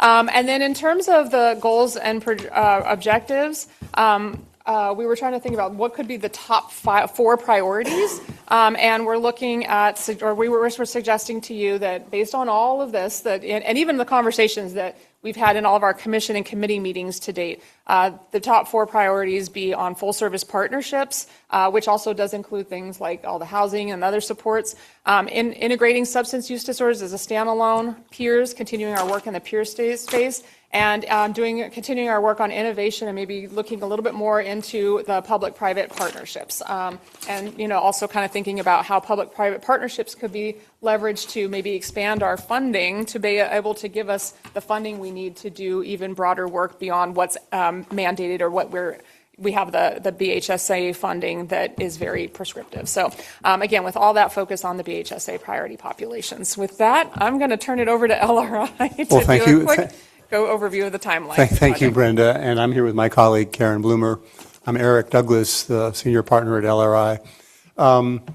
First of all, this planning process really kicks off today with making sure that we level set with you that there's an actual reason to do this update, that there's enough of a change in the environment to warrant the investment of time and energy in doing a strategic plan update.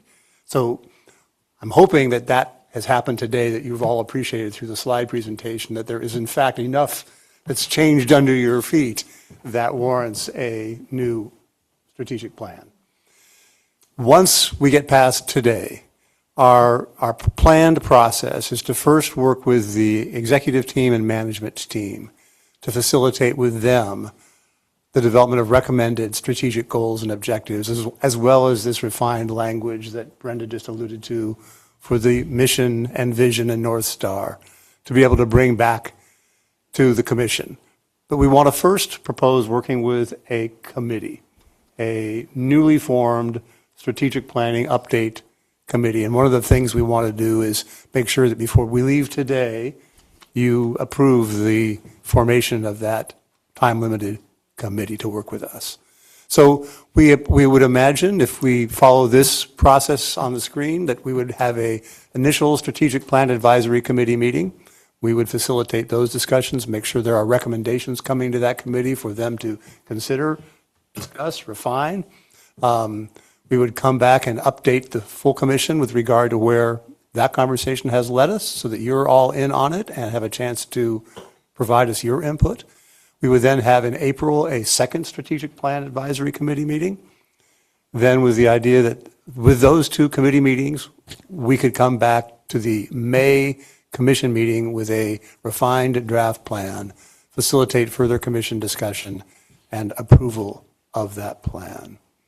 Then, as Brenda mentioned, we would be able to continue under our contract to develop an implementation plan, working with the executive team and management team, of course, keeping the commission in the loop about that. But really, this is where we would be hoping to translate what is in that new strategic plan into the actual boots on the ground activities that are happening to implement that plan.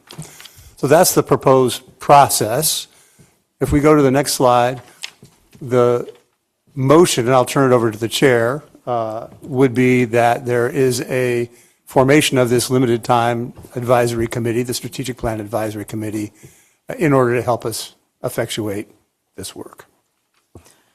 Thanks so much, Eric. I'm going to transition right away to if there are any last-minute commissioner comments, and then we're going to transition to public comment, and we're going to limit public comment to 2 minutes. Are there any other last-minute? Yes, Commissioner. On the peers prioritization or objectives, capabilities, I wonder whether wellness coaches ought to be within that class. Wellness coaches is a new category. We are making billions of investment on that, and those practitioners are geared towards those that are under 25. So I don't want to not include them. Okay, thank you. Commissioner? I'll be really quick. 2 things. One, I really want to recommend that we really center housing here. I know you said that it's under FSP, but the transformation of BHSA is 30% housing, and right now in counties, there's a lot of decisions and planning going on around that, and I think the committee has the commission has a big role to play around that, and I think it's a missed opportunity right now. So I'd love to see that called out more explicitly. And then my other comment just around the timeline is, I think this looks great. I think it's quick, right? But I think we just went through a huge process with the IPF around that really centered community input. So I'd like to see like how community input is being centered in this process and be really explicit about that, right? So we know when that's occurring. Thank you. Maybe I could just say a little bit, so thank you, taking lots of notes. And in terms of that's what we would have the committee for, and that's where we would be getting our community input as well. Yes, Commissioner. Sorry to speak twice, but I also would like to point out that when the MSSA was rewritten, the original proposal from the administration was to bring the commission under the administration.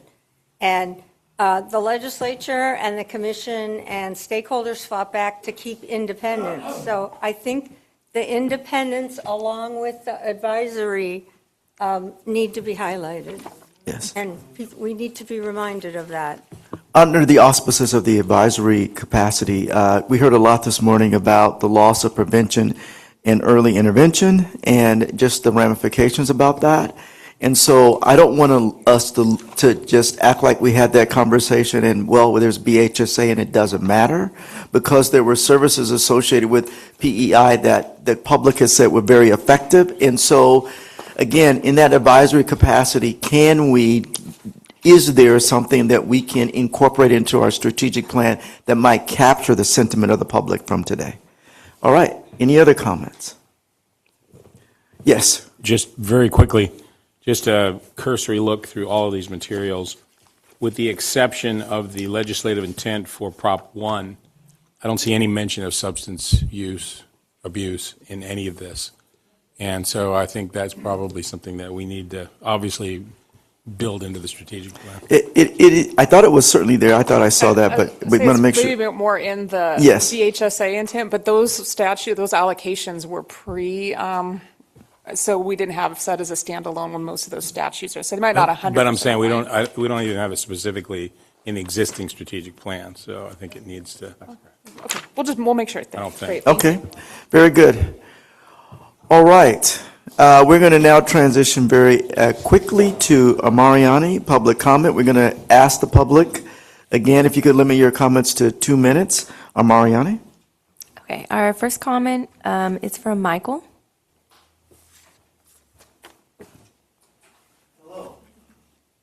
You can put your microphone on, please. There we go. Hello. My name is Michael Fields. I'm with Peer Recovery Services, a peer-run organization in San Joaquin County. I am and I've been involved with them for 14 years, and I've candidly not been involved with the Commission for Behavioral Health up until yesterday. I was online yesterday, very impressed. Can't tell you how much. Very impressed with this morning. One of the great things about today was that I got to meet some of you in person, and I'm grateful for that in terms of the future. I do have lived experience, duly diagnosed in recovery from substances for 33 years, very proud of that. And I'm in recovery from mental health challenges for 26 years, and I'm very excited about that.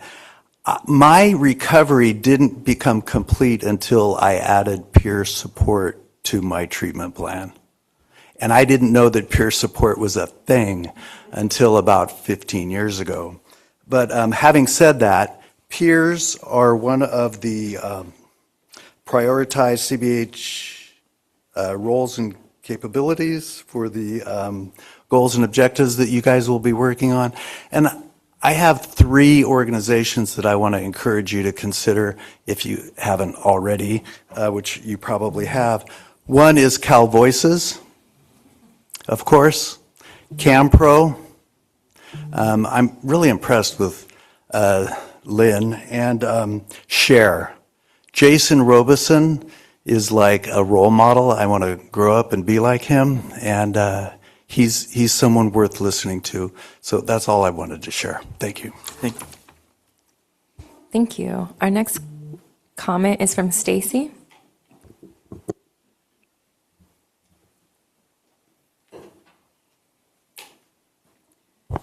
Stacy Hiramoto, Remco. Thank you for the opportunity to comment on this plan. I really appreciate that Commissioner Contreras and others are supporting, making sure that community input is included and listened to. And I look forward to the committee meetings where I hope that we can really determine what is in the law, what is not in the law, what are the priorities, and make it clear, because I'm a little confused right now, but that's maybe because I'm tired. But anyway, good luck on this process. And again, please include the community. Thank you. Thank you, Stacy. And then we have one virtual comment from Laurel.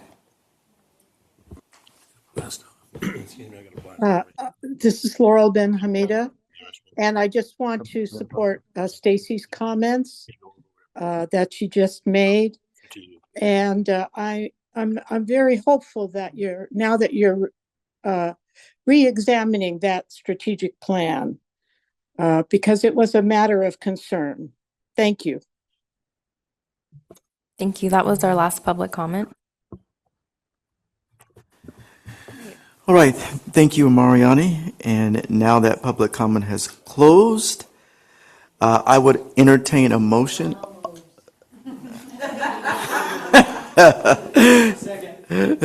Thank you. Callan? Great. Yes.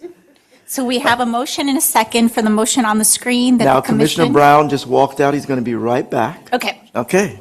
Well, I will wait for him because he is among the first. He comes. As soon as he comes back.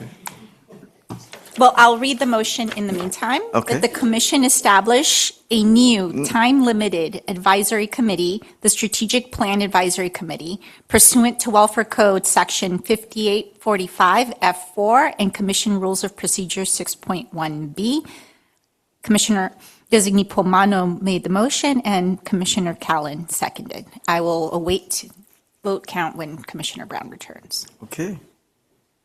Do you want to start the roll call and save him for last? Oh, that's very good. There we go.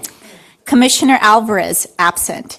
Commissioner Baer, marking absent. Commissioner Bernick, marking absent. Commissioner Bontrager, marking absent. Oh, here. Whoa. Thank you, Commissioner Bontrager. Commissioner Bunch, marking absent. Commissioner Callan. Here. Aye. Okay. Yes, we know you're here. Commissioner Carnevale, marking absent. Commissioner Contreras. Aye. Commissioner Designee Swartz. Commissioner Cross. Here. No. Wait. Yes. Thank you. Commissioner Fairweather. Aye. Commissioner Fernandez. Aye. Commissioner Gordon. Aye. Commissioner Designee Pomano. Commissioner Hill, marking absent. Commissioner Larson. Aye. Commissioner Madrigal Weiss, marking absent. Commissioner Mitchell. Commissioner Robinson, marking absent. Commissioner Southard. Aye. Thank you. Commissioner Thomas Beckett. Aye. Commissioner Sy, marking absent. Commissioner Wilkes. Here. No. Sorry. Aye. Vice Chair Chambers, marking absent. Chair Roulette. Aye. Commissioner Brown. The motion passes. Very good. All right. Now that the committee has been approved, I'd like to thank you all. And at this time, I would like to appoint, and it is again the role of the chair. And so, Eric, we have a committee. Well, I'd like to appoint. Yes, thank you. And I'd like to appoint, no surprise to any of you, Commissioner Larson as chair of the committee. And Commissioner Fernandez as vice chair of the committee. In addition, Commissioner Carnevale, because he was very involved in the development of the previous strategic plan, Commissioner Thomas Beckett, Commissioner Wilkes, Commissioner Sy, and Commissioner Brown have all expressed an interest in being on that committee. And so you will be on the committee.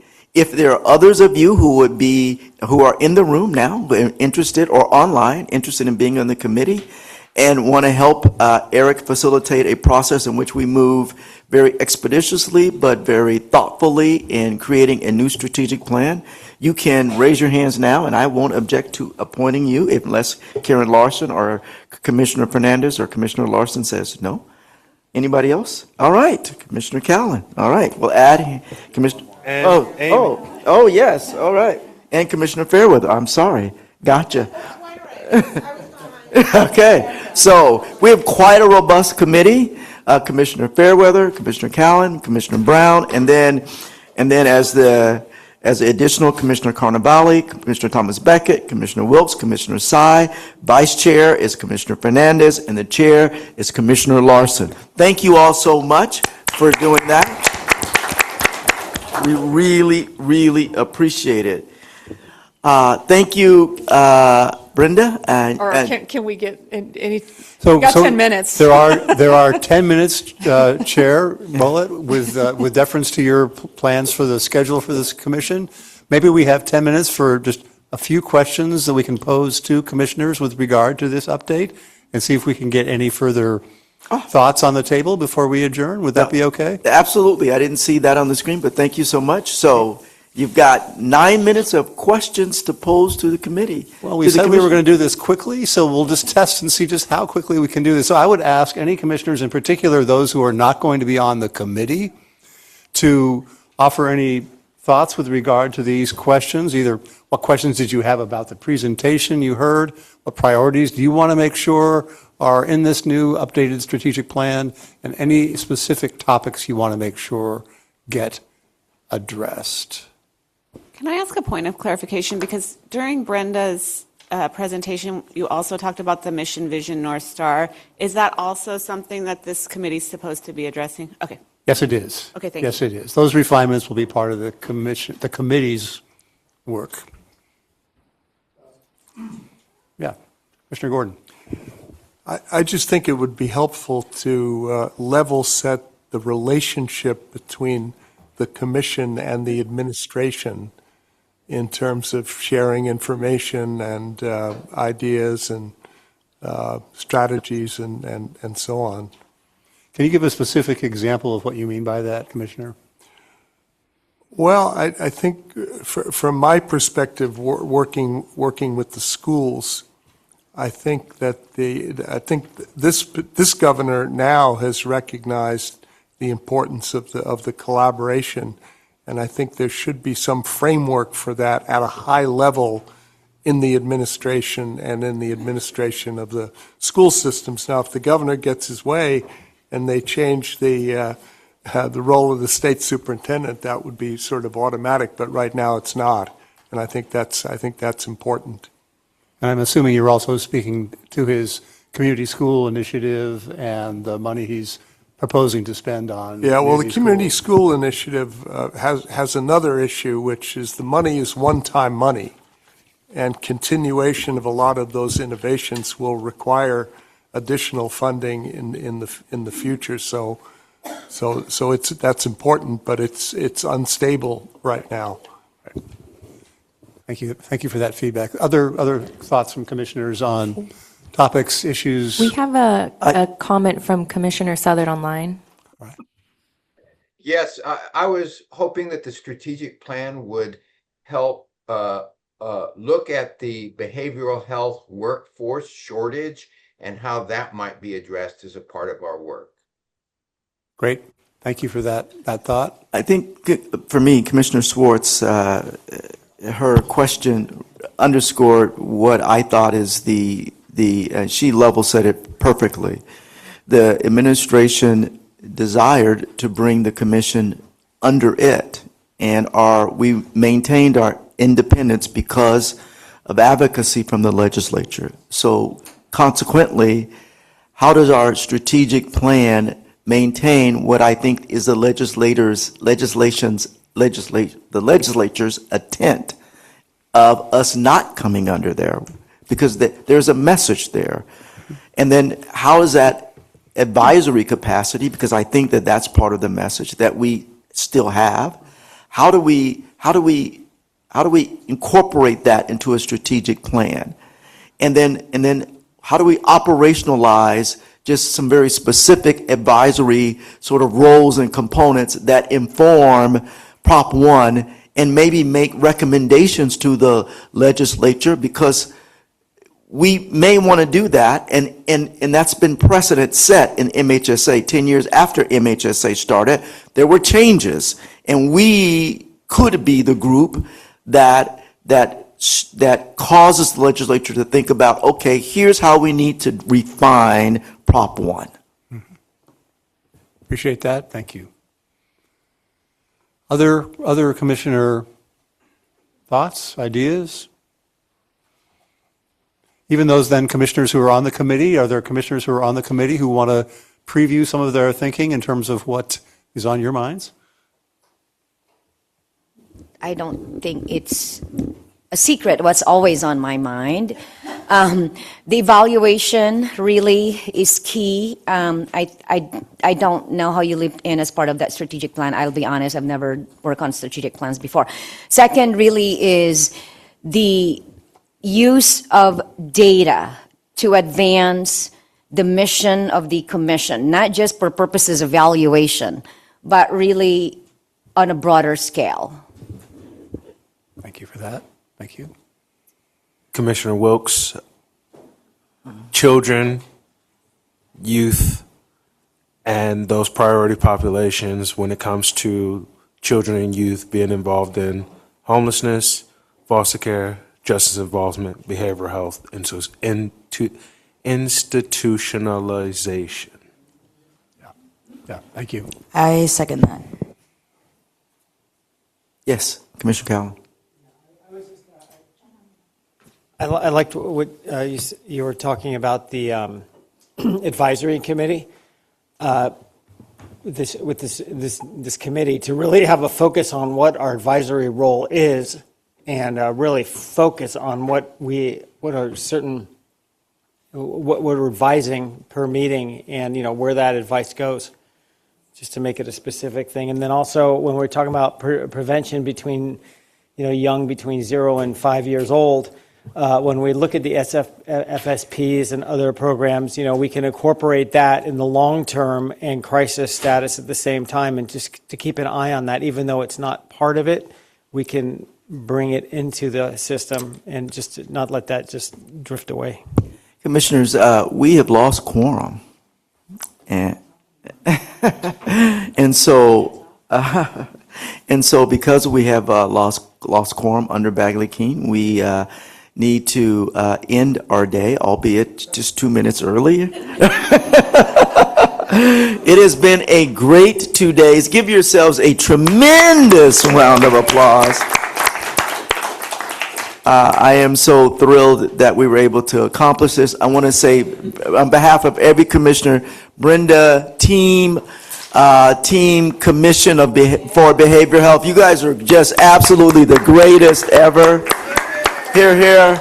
If I could shake all of your hands, I would, all 60 plus of you. Thank you very, very much for being here.